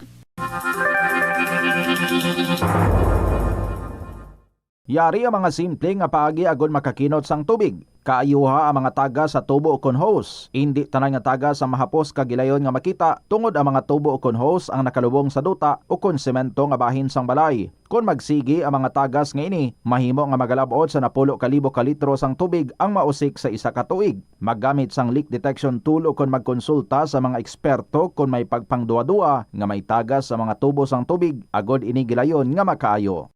Sa eskwelahan, ang pag-practice ang good manners and right conduct ang makabulig sa paghimo sang positive, respectful environment para sa pagtuon. Nagapakita ini sang pagtahod hindi lang sa mga manunudlo kundi mangin sa imo mga classmate kag sa school community. Mag-abot sa eskwelahan on time.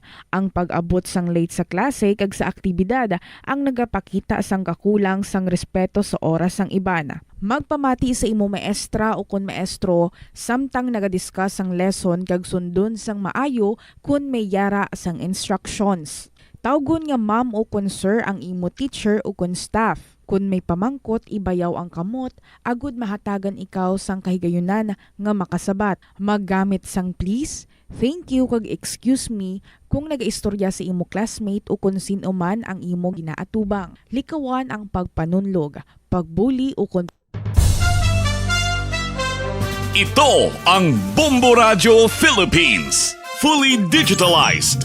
Numero 1 sa balita, komentaryo, drama at serbisyo publiko. Bombo Radio Philippines. Bombo Radio Philippines. Unmatched. Number 1 and most trusted source of news and information. Basta Radio Bombo! Good afternoon sa inyo tanan mga kabombo. Ini si Tita Regine para sa Wednesday edition sa Siniya Palatuntunan.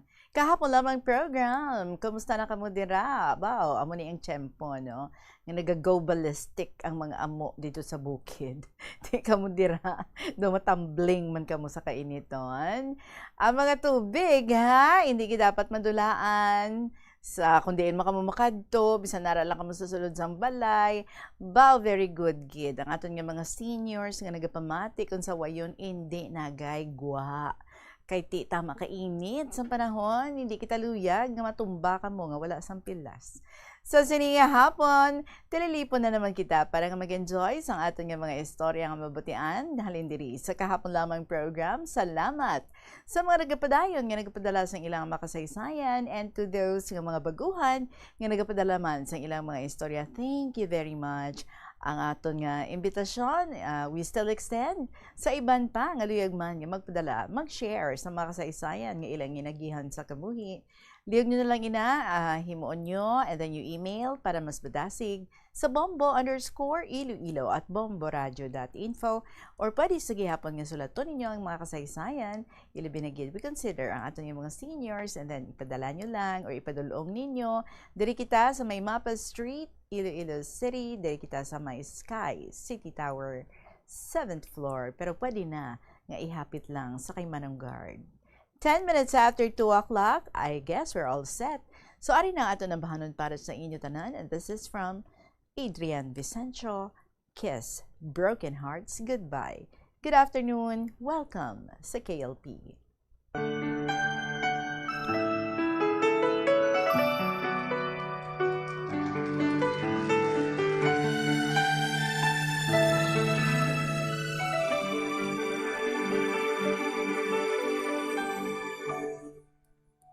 I thought you will forever be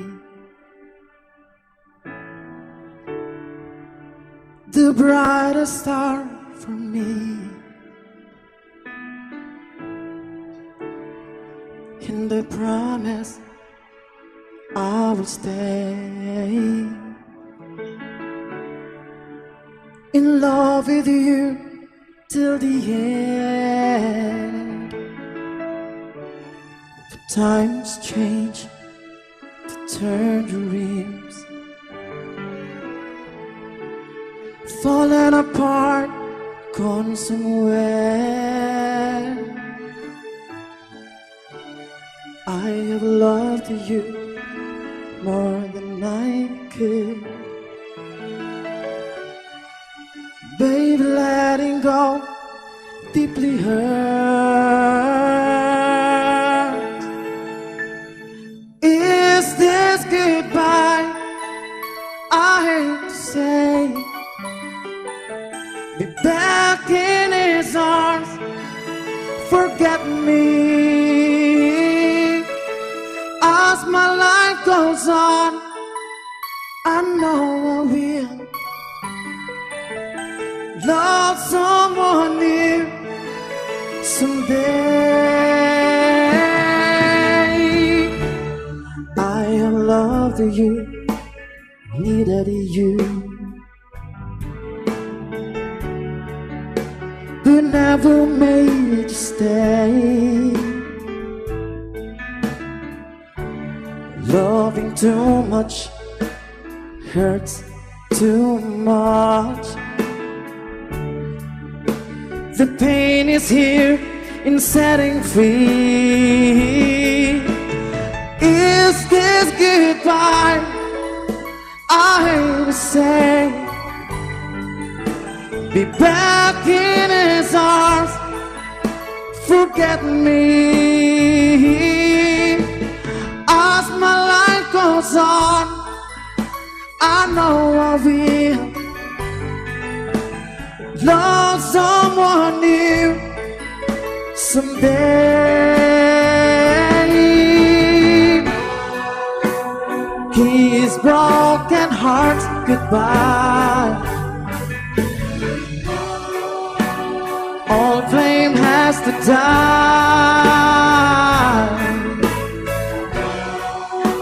No more tears to cry. Never cry. Just kiss broken hearts goodbye. Goodbye. Is this goodbye? I hate to say. Be back in his arms. Forget me.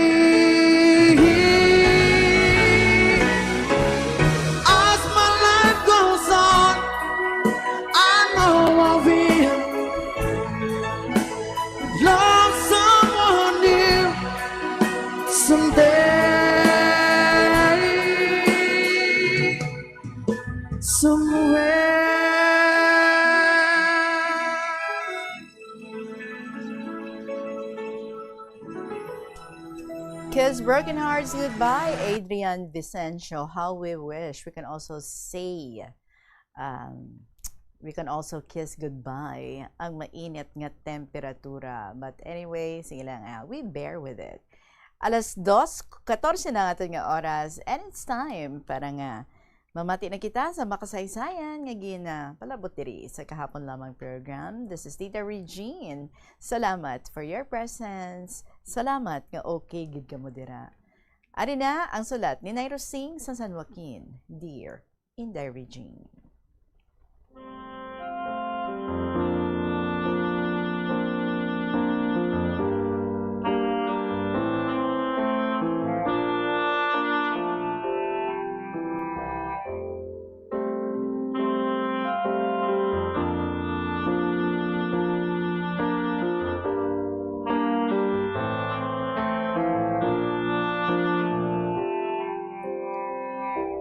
Una sa tanan, maayong hapon sa imo kasi tanan nga katapos ang Bombo Radyo. Inday ang itawag ko sa imo kay mas may edad ako sa imo. So Inday Regine, ako may kahapon man, nga hindi ko gid malipatan, tubtubuhi ako. Tawagan lang ako kay Neni or kay Nay Rosing, nagapanuigon, 87 anyos, nagapuyo sa barangay Sinubuhan, sakop sa San Joaquin, Iloilo. Isa na ako kabalo, may 7 ka kabataan, o galing ang isa, patay na, 27 pa lang ang edad. Suguran ko ang akong nga kasaysayan sang 1946. 7 pa lang ang edad ko sadto. Nagabot ang problema sa amon, nga wala ginalauman, nga himuon ini sang akon magulang, nga gindahasan niya iprenda ang duta, nga wala makahibalo ang akon nga mga ginikanan. Nagkadto sa amon ang tawo, nga ginprendahan sang amon duta. Siling niya kay tatay, ginprenda sang new bata ang duta sa amon, kay ginpamasahin niya. Sang pagkabati ni tatay, puwerte ang kaakig niya sang aga pa. Nananggot siya sa iyang sanggutan. Nahulog siya sa iya pagsaka. Basi, sa sobra niya nga pamensar sang amon nga duta. Di, wala gid siya matabangi. Napatay gid siya. Sa matasig nga istorya, sa bulan sang December, tag-alani sa Anilaw, nagplano si nanay nga mangani didto kay may kilala siya. Siling ni nanay sa akon, mangani ako, idalon ko ikaw. Ang sabat ko, oo, kay kahibalo na ako mag-ani, kay pulo na ang edad ko. Sang dito na kami nag-aani, ang tag-iya sang alanyon, siling niya buwas, hambal niya kay nanay, kung magpauli ka, imo ibilin sa amon ang imo bata. Pagkabati ko, siling ko kay nanay nga nagahilibion, gindala mo ako gali diri kay ibaylo sa humay. Ang hambal sa akon sa mag-asawa, ihatag lang ina kung magpabilin ka. Kuhaon man niya ikaw sa madason nga tuig. Sa laktod nga pulong, sa amon pagpauli, lain na nga balay ang amon ginsakaan. Ginpahalin sila ni nanay sa amon duta. So 1965, 20 na ang akon nga edad, may isa ka ulitawo nga nagpangaluyag sa akon. Gipamangkot ni nanay, desidido ka gid, mga sawa kay Neni. Ti ang sabat niya, pakaslan ko ina siya. Siling ni nanay, kung desidido ka gid, imo gawaron ang duta nga naprenda sa tawo kay mga inyo na ina. Sang may isa ka simana, iya gindala si tatay niya, kag iya magulang, kag ginabalan ang tanan, paggawad sang duta, kag san-o ang kasal. Siling ni nanay, sa Mayo lang. Wala kalambot sa natalana nga bulan, kay si nanay, napatay sa bulan sang Marso. Masubo panamdumon, ngang amon kasal, wala ako sang ginikanan nga nagatambong. Ari pagid inday ang masubo. Kay nagpauli ang duha ko kautod nga babae. Wala kami makahibalo, nga ila naman ginprenda ang duta nga amon gingawad. Sang nahibalaan namon, amon ginkaduan ang ginprendahan nila, amon ginhambalan. Nahibalaan nyo gid nga kami nga mag-asawa ang nagawad sini nga duta. Ginbaton nyo? Ginpatawag namon si barangay kapitan. Wala sila magkadto. Gindiretso namon sa husgado. Nagdaong kami. Pero kami, nag-uli isang kantidad sa pagprenda sang akon utod sa ila. Kami ang nag-uli. In the Regine, diri na lang kutob ang malawig kung nga kasaysayan, basi nakapuyan ka na sa pagbasa, kumusta lang sa imo, kabay nga ubayan ka sa mahal nga Diyos. Pasensya ka lang sang agi ko, kay grade 2 lang ako, kag tigulang na, ang tagpadala, Nay Rosing, sang San Joaquin.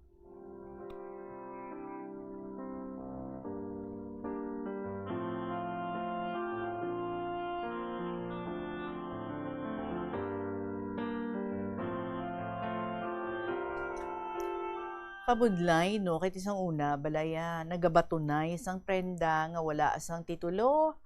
I do not know, I hope sa subong, natituluhan na gidman ang inang ginasambit mo din nga duta. Kay kabudlay, kag subong ang mga tao, hindi naman na sila magbaton sa nga prenda mo nga duta, kung ti wala man sila yasang security, no? Sang ilang nga kwarta nga ihatag sa imo baylo sa pagprenda sang imo nga duta, so dapat may titulo nga ginapangita. Salamat gid nairosing sa imo gin-share diri sa amon kasubo man nga 10 years old ka pa lang ginbilin ka nagali sa tawo para nga magtrabaho kay kinahanglan sang imo nga iloy ang humay. And of course, siguro at the same time, no? Ang imo nga mother ginalantaw niya man nga to kabudlay gid kay tiisa na lang siya. So even if alang-alang ka pa, gindesideran niya nga magbulig ka sa ila, magbulig ikaw sa iya para nga makapangita sa inyo nga pagpangabudlay para nga mabuhi kamo nga magpamilya. Nairosing, salamat gid sa liwat. Keep on sending your stories diri sa KLP. Alas 2:21 ang ato nga oras sa ato nga pagbalik. Sulat ni NB sa iya nga episode, Just Ask. Ang ato naman nga pagabasahon sa gihapon. This is Tita Regine, kaupo ninyo sa kahapon lamang program. Magabalik kita. The Farmers Bazaar, your traditional public market with the touch of Plazuela Dos, ang isa ka lugar nga gintukod sa tion kag sa kasagsagan sa COVID-19 pandemic nga may tinutuyo nga maghatag sa imo sang safe marketing experience. Subong nga ang COVID-19 hindi na gid man dako nga pamahog kag nagapakadto na kita sa next normal. Rest assured nga ang Farmers Bazaar will further evolve agud nga magpadayon sa paghatag sa inyo sing satisfying marketing experience. The Farmers Bazaar. Sa lower level, tara na pahamtang ang fish, poultry kag meat section para naman sa inyo mga kinahanglanon nga prutas, utang kag iban pa, magbisita sa upper level, pinaagi sa paggamit sa hagdanan o kon sa pagkadto direkta sa parking lot. The Farmers Bazaar, your traditional public market with the touch of Plazuela Dos. Kung ginbilin ang computer nga nagaandar bisan wala ginagamit, nagakonsumo gihapon ini sang kuryente. Mas makinot kung ibutang sa sleep mode kung wala ginagamit sang 5 to 10 minutes. O kung i-shutdown ini kung mag-break ikaw sang mas sobra sa 15 minutes. Ang monitor pwede man nga patyon pagkatapos sang 3 to 5 minutes nga wala ginagamit. Sa sini nga paagi, makakinot ang opisina sang dako nga kuryente kada bulan.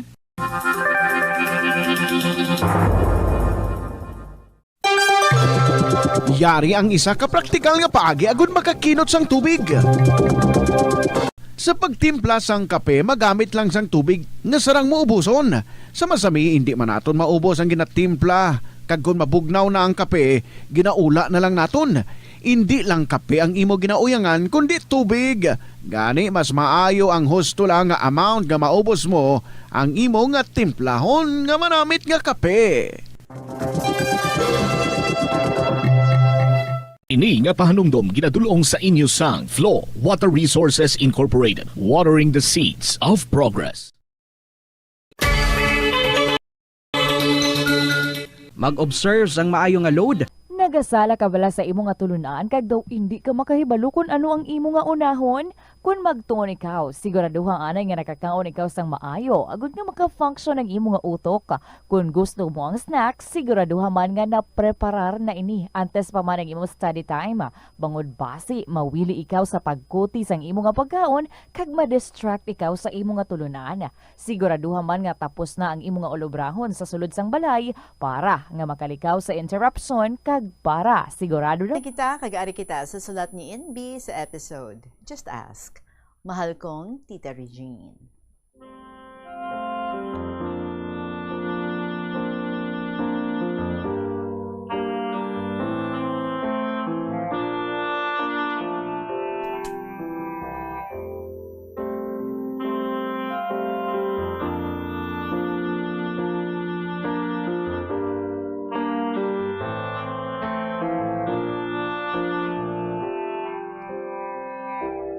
Anay pa, may ipamangkot ako.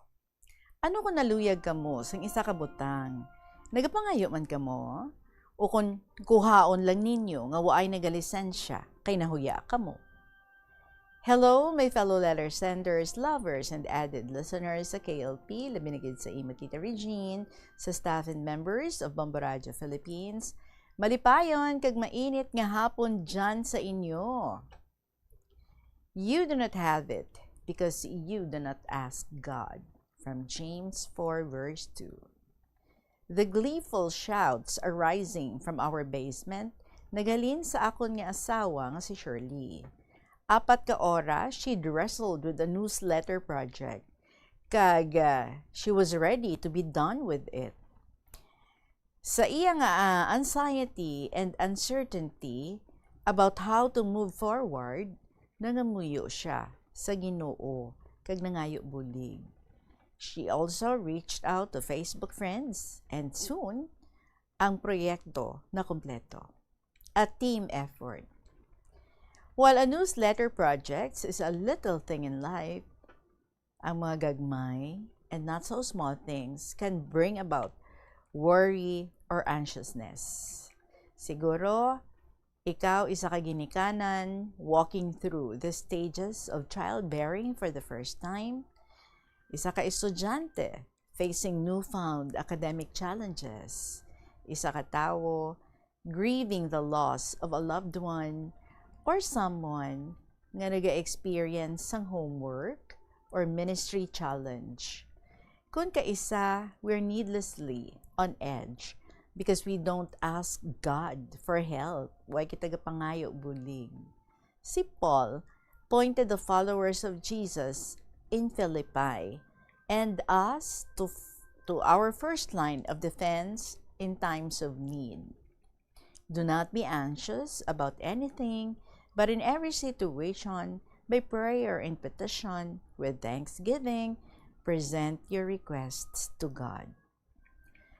Kung ang pangabuhi gets complicated, kinahanglan kita nga i-remind, like the one from the hymn, what a friend we have in Jesus, oh what peace we often forfeit, oh what needless pain we bear, all because we do not carry everything to God in prayer. And siguro sa ating pagpangayo bulig sa Ginoo, He'll lead us to ask people nga makabulig man sa aton, maka-assister sa aton. So ano nga mga sitwasyon ang nag-challenge sa inyo that you can bring to God in prayer? Why do you hesitate to ask Him or others for help? Father, forgive me for not bringing my burdens to you in prayer. Help me to reach out to others and ask for help too. Hindi ikaw magkahuya to ask. Insa, nobody knows kung masakit mo ulo, kung ano ang problema mo. Isa lang ran kapala ang giran. So what do? You ask and you shall receive. That's it. You ask. My fellow KLP lovers, that's it. Karon ako ni istorya sa inyo ang isa ka bata nga nagpangayo sang tinapay sa isa ka tindera pero ay hatagi. Since ang bata na gutom, iya na lang ginkuha ang tinapay kag magdalagan todo. Ginlagas ang tindera pero way na malabot. Ginpituhan man gani isang pulis pero nagsalipot-pot. Way na makit eh. Ti karon, sino ang may dako nga kasalanan? Ang bata nga frangka na ngayo o kunang tindera nga dalok nga way magatag sa bata nga nagpangayo? Kung ako sa tindera, akon hatagan para malipay ang bata kag malipay man ako nga naghatag kay indulhensya mo dia sa Ginoo. You reach out for compassion as you give to the needy. Pero unsaon man kiti iba-iba ang kinaiya sang tawo. Hindi tanan may kaluoy. Hindi tanan mahinatagon. Hindi tanan may kaalwan nga tagipusoon. Ask and you shall receive. That is the password for which we can obtain or have the things we want to have. Tita Regine, si Mauring tana nga ugangan sa hinablos ko na discourage. Kaya ang iya ginpangayo kay Lord, why kuno ginhatag? Why na lang maabot ang programa sang Ginoo? Wala na maabot.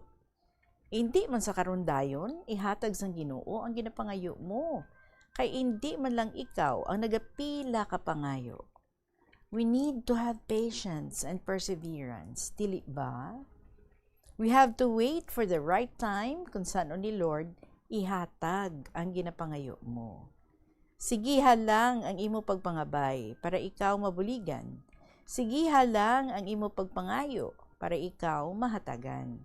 Sigiha lang ang imo pagpangamuyo para ikaw mabatian. Waay sing may ginapasulabi ang Diyos. Tanan kita para rehas nga iya ginapalangga. Gani, aton man di atumbasan sang pagpalangga sa iya, labaw sa nga tanan. Ang mga tawo nga may pag-ulikid, may baratyagon, may kabaraslan, may pusong mamon, may kaluoy. So amo ang mga tawo nga pinili sang Dios upod sa iya mga panong in good shepherds. Ang mga tawo nga may pagpaubos, maskin ginahaboy na sang bato, anda gihapon ginabalikan, haboy sang tinapay. Sila ang matuod, masinulundon nga sumulunod sang Dios. Kay matamis sa ila ang pagpaubos, ang pagpasensya, ang pagreconcile. Gugma sa gihapon ang nagpabilin. Our strong relationship with one another. Genuine love with true peace and understanding make our world healthy, the best place where to enjoy life to the fullest with our fellow men. Karon, ano pagid ang ginpangayo naton sa Ginoo? Hindi bala we ask God to forgive us our sins, to protect us from all calamities, sickness, and dangers, to cover us with His most precious blood, to give us good health and long life. Therefore, ginapasalamatan naton siya sang dako for the precious gift of life nga ginhatag niya sa aton. Pirahan ka adlaw, duro na tingala. Ni si Mauring nagparasimba, nagparabasa sang Bible, nagparaistorya sang pulong sang Dios. Iba na siya subong. Jaron ang iya atensyon sa pag-alagad sa Dios kag sa aton man isig katawo. He is friendly now and helpful, kind and generous. He is a layman. Nag-enjoy na siya sa ila fellowship with his brothers in their organization. Nalipay siya nga ayagin pangayo kay Lord, amat-amat na nga ginahatag sa iya. Tana mismo nagakatingala nga ginapaabot na nga ihatag ni Lord, ara na sa iya mga kamot. Nakaptan na niya. Just imagine. Hindi basta-basta. Ay abaw tita, diyata na si Pantalyon nga bago nagbakasyon halin sa Malaysia, daw may litik. Nagaralaway kay istorya, parte sa iya amiga nga probinsyana. May kaya, maaram, kagwapa pa. Siya nga taga-syudad, waay kaya. Hindi siya maaram, kag maraway pa. Ay, si Pantalyon, gali nga dya, tita, ang iya mga ginikanan, tuya ron nagpuyo sa Malaysia, kay tuya nagtrabaho ang tatay na. Nagabakasyon lang randya kay lola na, nga nagpadako sa iya. Ibalik taanay kay Pantalyon, Tita Regine, ti karon, ano sa inyo pagbanta? Balik to na ay hantana ni Agata nga amiga na. Kamuron ang magpaigo sa inyo dapat isabat, kadi nga pamangkot. Ang akong komentar, balik doon man siya o kung hindi, kalmado lang siya. Kay waay na pa maklaro si Agata kung naluyag man sa iya. Ay nga no, man si Pantalyon. Doon masalaan nga loko di amor. Ang kahambugero niya, kung magsugid, doon nagalatay sa gabok nga kahoy. Doon nadakpa na rugid si Agata. Way na anay klaruha, pagtanaw sang iya kaugalingon, kung nagakabagay sanda. Kayang iya mapag-on nga prinsipyo kag pagtuo. Ask and you shall receive. Ti ihatagid kuno dia sa iya si Agata, kay iya gin-ask, and he will receive. Kita mo lang kung doon kaputot nga painu-ino ni Pantalyon. Dumabango ng patay kung pasugiron. Mapayhom doon ang ikaw nga nagapamati. Kay waay lang sa iya, mas kinaghinarakhak ang mga amigo na. Sa sigirananda ka pa sa kalye, ang tikal ni Pantalyon, karon di bruboy, matupa whisky sa lamesa, kay sinugba nga baboy. Bibo sanda, basta magbakasyon si Pantalyon.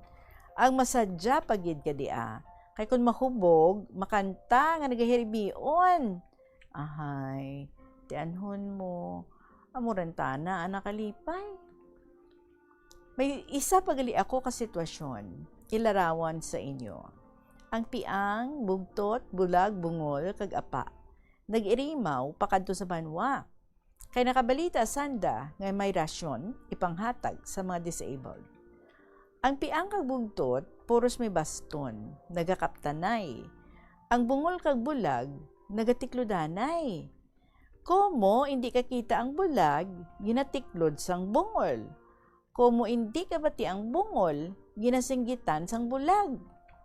Tungod daluoy ang apa nga nagasunod kananda, ginkaptan sanda kaapa nga duha. Sa tuo ang bulag kag sa wala kaapa ang bungol.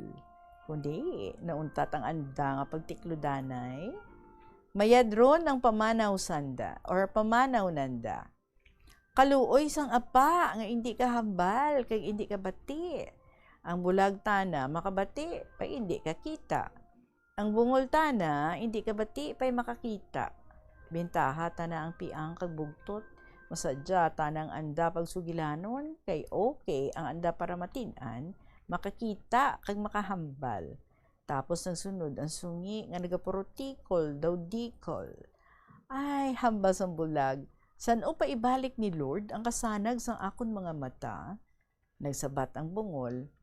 Ginaas ko kay Lord, ibalik na akon para matinan. Ang piang nangayo, mag-ayo pihak niya nga siki, dayon ang bugtot, nangayo sungkod, makapatadlong sang iya bukid sa likod. Ahay, ang apa tana, nag-aksyon ang wala nga kamot. Ginbutang na sa baba, kag ang iya tuo nga kamot sa iya dulunggan. Nga siya kaluyan ni Lord, nga makahambal, kag makabati man. Masadya man sanda tanan, nakadawat sang isa kasako nga grocery, besides sa cash. Salamat nga madamo sa advance nga pamasko sa aton mahal nga Ginoong Hesus. Amen. Tita do kalawig na sa akong panglakaton, basi nakapoy ka na, so let us stop somewhere here once again. Salamat sa liwat for reading, more power sa imong program, and may God's protection and blessings will always be given to all of us, to you tita and your loved ones. Sincerely, in B, sa Iloilo Province.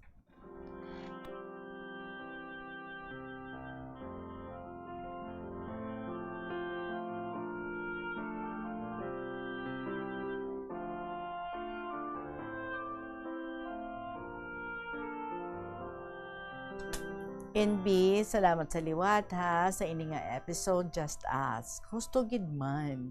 Di bala nagatudlo gina sa aton si Lord, manuktok ka kay buksan ikaw.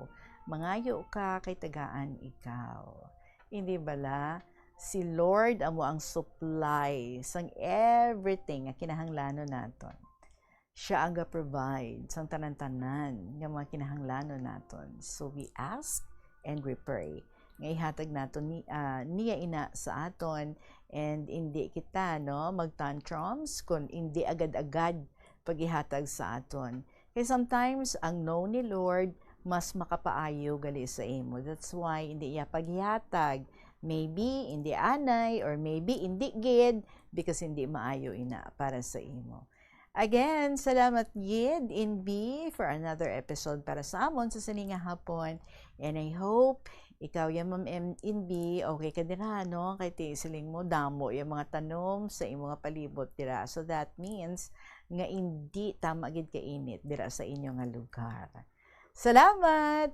Once again, ang ato nga oras na, ang ginapasalamatan naton, once again, CNB sa probinsya sa Iloilo, ang ato nga oras, alas 2:40 na, we still have one story para sa inyo sa pagbalik sa kahapon lamang program pagkatapos lang sa pila kami importante ng mga pahibalo.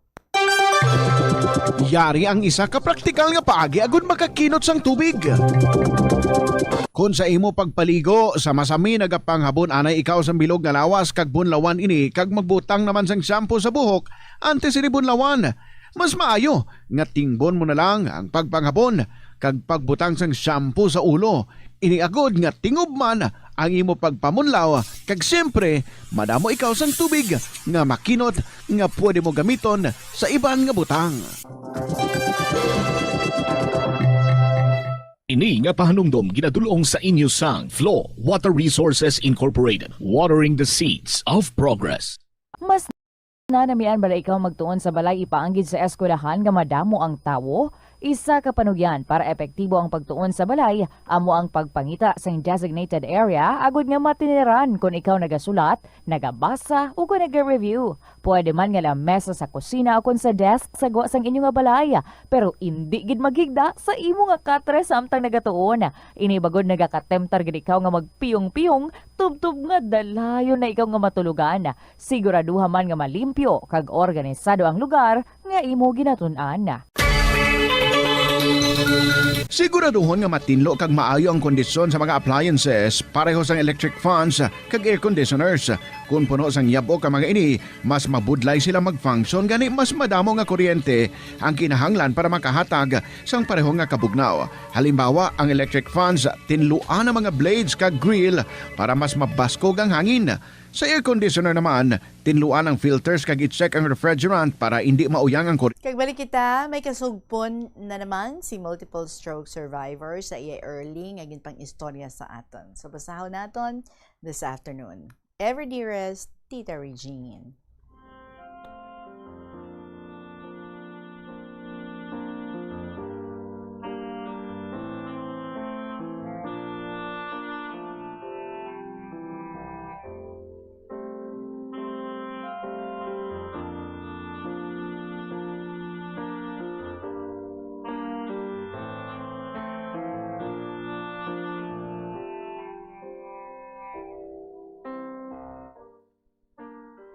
Mayong hapon sa liwat sa imo Tita Regine, sa staff sa Bombo Radio, kag sa matag palamati sa imo matahom, kay nagahatag sang inspirasyon nga programa ang kahapon lamang.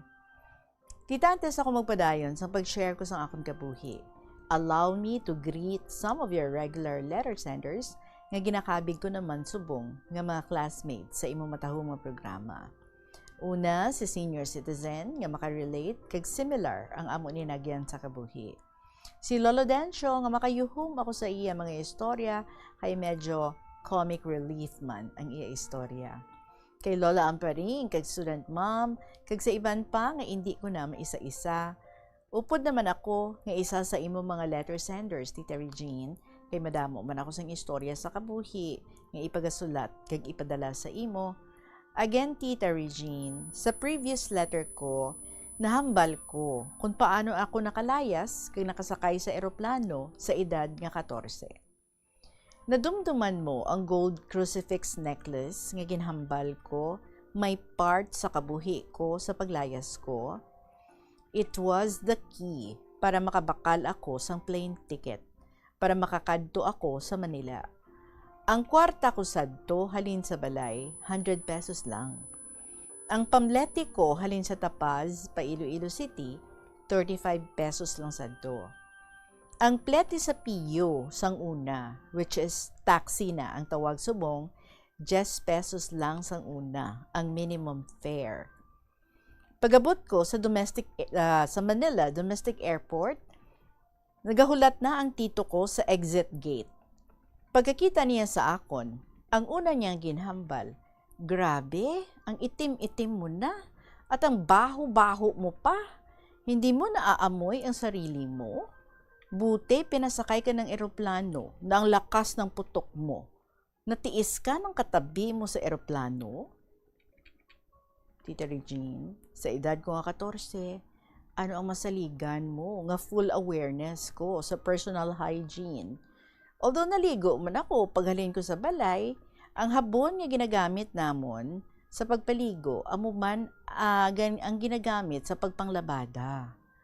Ti grabe, makasuya ang tito ko sa akon, Tita Regine. Tara na, hambal niya. Sasakay tayo ng bus pa uwi. Pag-abot namon sa apartment sa Quezon City, nagahulat naman sa akon ang lola ko. Nagbisa ako sa iya, kaginhakos ko siya. Hambal sa akon sa tito ko, ilapag mo na yung bag mo sa sofa at tatawag tayo sa nanay mo. Tita, wala pa kabalo ang nanay ko, nga naglayas ako. Gani, sa nagtawag kami, nakibot gid siya. Mahal pa sadto ang overseas call, gani hambal niya, siya ang matawag. Ginsugid ko ang tanan-tanan sa iloy ko. Kag nagdugang lang gid tapat ang iya kaakig sa amay ko. Hambal sang iloy ko sa tito ko. Kuya Boy, ganito ang gagawin natin. Kunwari, hindi ko pa alam na nakarating na dyan ang anak ko. Hindi ko alam na naglayas siya. Hintayin natin na siya ang una tumawag at magsabi na wala siya sa Tapaz. Hayaan natin siya maghanap doon sa Iloilo kung saan niya hahanapin ang bata. Tita, halos 3 kaadlaw nga wala nakapauli ang amay ko. Sang wala libot sa bilog nga city kapapangita sa akon. Nakalambot man siya sa pier, kag puro ginapamangkot ang mga tawo kung nakita ako, pero kay wala man siya sang maipakita ang alitrato ko, wala sang may maisabat ang mga tao sa iya. Kung magtawag ang amay ko sang overseas sa iloy ko, pangfama sa ward ang acting sang iloy ko. Kag todo mulay sa amay ko, hambal niya. Kapag may nangyaring masama sa anak ko, ipakukulong kita. Sa liwat nga pagtawag sang amay ko dire sa Quezon City, ang lola ko na ang nakasabat. Kaya nakabatsyag ang lola ko sang kaluoy sa amay ko. Ginhambala na siya, nga ari na ako sa Quezon City, halin pa sang adlaw nga naglayas ako. Naglain man ang buot sang amay ko, pero ginakigan siya sang lola ko. Hambal sang lola ko, tita. Kung mabuti kang klase ng asawa at ama, hindi lalayas ang apo ko. Nagpapakahirap ang anak ko sa abroad, pero puro katarantaduhan lang ang ginagawa mo. Ang anak ko ang nagsabi na huwag sabihin sa iyo na nandito na ang bata. Kulang pa nga yan kung tutuusin. Ang tagal ng nagtitiis ang anak ko sa mga kahayupan mo. Ito lang ang tatandaan mo. Oras na mapahamak pa yung 3 mga apo ko na nasa sayo, ako ang makakalaban mo. Wala na siya nakasabat.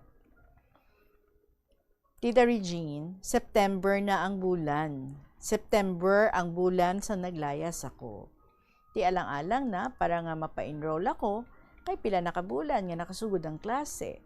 Maluwas nga wala ko manadala ang Form 137 ko, pero sila isang tito boy ko. Sige, huwag kang mag-alala. Gagawa ako ng request letter bukas at dadalhin natin sa DEX. Department of Education, Culture and Sports pa man ang tawag sa DepEd sa tita.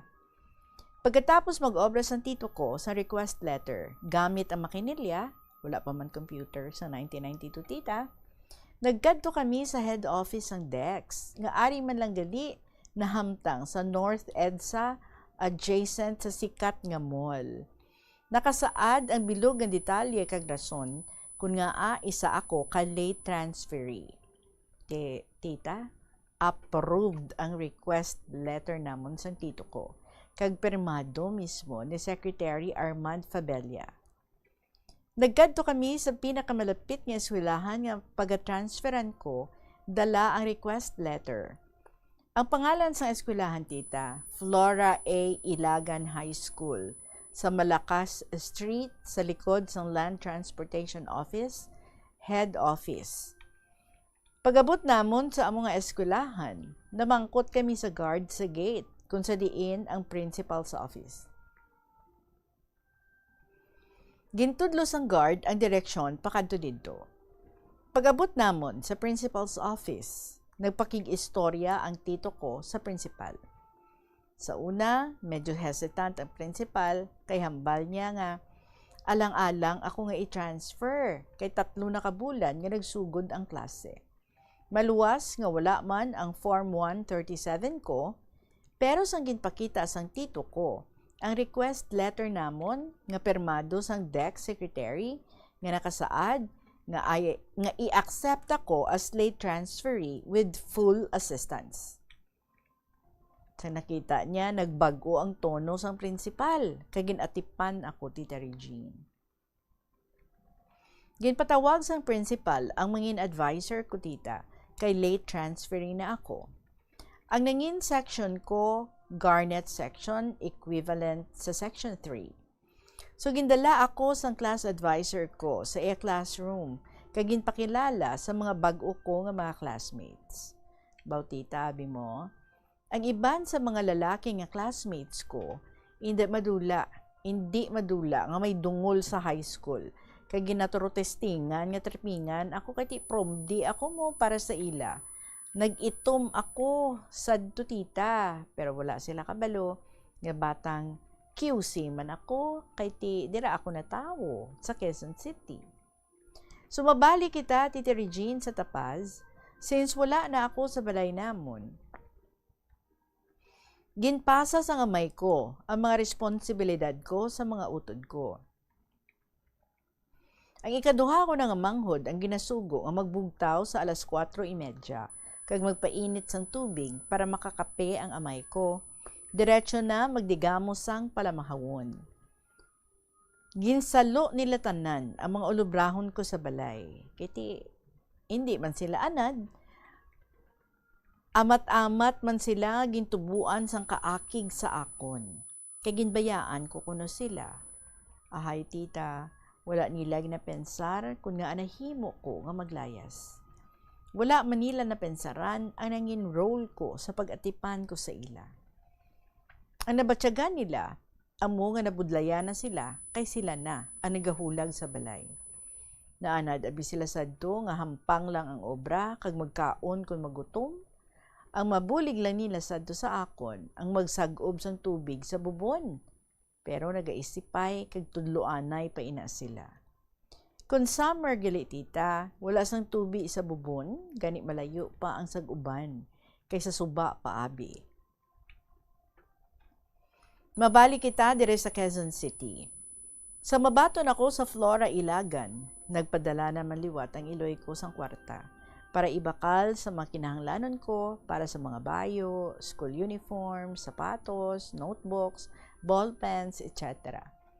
Sa Quiapo namon tanan pinamakal, kay barato sa Quiapo ang mga school supplies sang sa mall. Medyo nabudlayan ako sa pag-adjust tita, kay kumpara sa probinsya, halos magparyentehanay man lang kami nga mga mag-classmates. Hindi katulad sa Quezon City, nga totally strangers ang tanan ko nga classmates. Pero wala man sila kahibalo. Nga bisan halin ako sa uma, hindi man ako mapasin-o-sinuhan As time goes by, naka-adapt naman ako sa bag-o ko nga school environment. Naka-focus ako sa pagtuon, hindi man ako maulihi sa mga recitations kag homeworks, medyo nakahilway man ako gawa, maluwas ng tita, nga istrikto ang tito ko kag lola. Di bala, kabalo na ako maglaba, pero hindi pasado para sa ila, ang sahi o kung pamaagi sang paglaba ko. Gintudloan ako sang lola ko, sang intsakto nga pamaagi sang paglaba. Kag Tita Regine, makita mo sa mga bayo ko kung ano kaitom ang mga nagagwa nga katas sang bayo ko. Nakatatlo ka kuskus kag bunlaw, kag nagnami gidman ang kolor sang bayo ko. Ang mga puti, ginbutangan sa color blue bala nga tina para mas magputi. So nadumduman ko ang mga utod ko, kag naluoy ako sa ila. Kayang ila mga bayo, mahigko man gihapon, bisan ginalabhan. Mas lain gali kung intsakto ang paglabas sang bayo. Gintudloan man ako sang lola ko sang intsakto nga paagi sa pagplantsa sang bayo. Ginasprayhan pa na sang lola ko ang uniform ko sang almeron, ang gintunaw nga gawgaw para pangpatiga sa delargo. Dason kun buyan mo ang delargo, sarang sini nga magtindog. Ang pagplantsa ko sa polo ko, kinahanglan, masinsin gid, kay nagapabilin ang kurit kag liston. Abaw, Tita Regine, lain gid man gali. Kung maabtan mo nga buhi ang lola mo. na-experience mo ang old-fashioned ways. Siguro subong, wala na ang mga kaluluhan, kag kalulahan naton, nga naagyan ang sinauna nga pagpangabuhi. Somehow, nagapasalamat ako kay na-experience ko ina sa lola ko. Ang tito ko naman, Tita Regine, tama kay istrikto sa oras, laon abi, kag naanad sa military time. Hindi pwede sa iya ang late sa bisan ano nga paghulag, tita. Ang tito ko, subang nga utod sang iloy ko, kag abi mo tita, mas malala ang batasan sang tito ko sang sa amay ko. Matuod nga wala siya sang bisyo, wala nagainom, wala nagasugal, kay nagapanigarilyo, pero ang pagka-estrikto wala sa lugar. Sang bago pa lang ako nag-abot, halin sa probinsya, medyo halog pa siya sa mga luyag niya nga patakaran sa balay. Ang permi niya ginahambal para kuno ikaayo ko kag para madisiplina ako. Pero sa nakaanom na ako kabulan, nagwa naman ang matuod niya nga batasan. May mga beses nga late na ako makapauli kay may mga school activities pa ako. Kung kaisa, ilabinagid ang CAT training, tita. Pasado na ako alas 6 ang gabi makaabot sa balay. Kinahanglan ko gid i-explain sang maayo ina sa iya. Pero hindi ina siya basta-basta magpati. Makadto pa ina siya sa school kag mamangkot sa school instructor namon kung nag-CAT gid man ako. May best pagani nga pasimple siya nga nagakadto likom sa ihibalo ko sa school. May bit-bit nga binocular kag gina-monitor ako nga daw isa ka spy. Grabe. Well, I guess hindi natin matapos, no? Sa sininga daw ang particular episode nga ini sa ato ni Multiple Stroke Survivor. So, hasta lang anay kita dira. Tapuso natin tomorrow. So, this would be the first story tomorrow. Kay tapuson ta ang mga nagkalabilin pa, no? Ng mga pages. Anyway, sa inyo man yung mga istorya dira mga kabombo, pwede gid ka mo nga maka-email sa bombo_iloilo@bomboradio.info or ipadulong lang. Sulaton nyo and then ipadulong or idulong nyo mismo diri sa may Sky City Tower sa Mapa Street, Iloilo City. Magasunod na ang inyo paborito nga mga dramas kada hapon, Tuyang Ermitanya, Provincial Jail, kag ang Dear Diary. So, madami salamat sa inyo. Balikay kita tomorrow. Kita anay na naman kita. Sa gihapon, replenish na da ang inyong botelya sa nga ginasundan nyo sa tubig para more water ang inyong mainom. Especially na gid ang aton balang mga construction workers. Ingat-ingat gid ha sa init. Medyo puro panaggo. Madami salamat sa inyo. Sa gihapon ninyo nga alagad, si Tita Regine para sa kahapon lamang program. Good afternoon and God bless.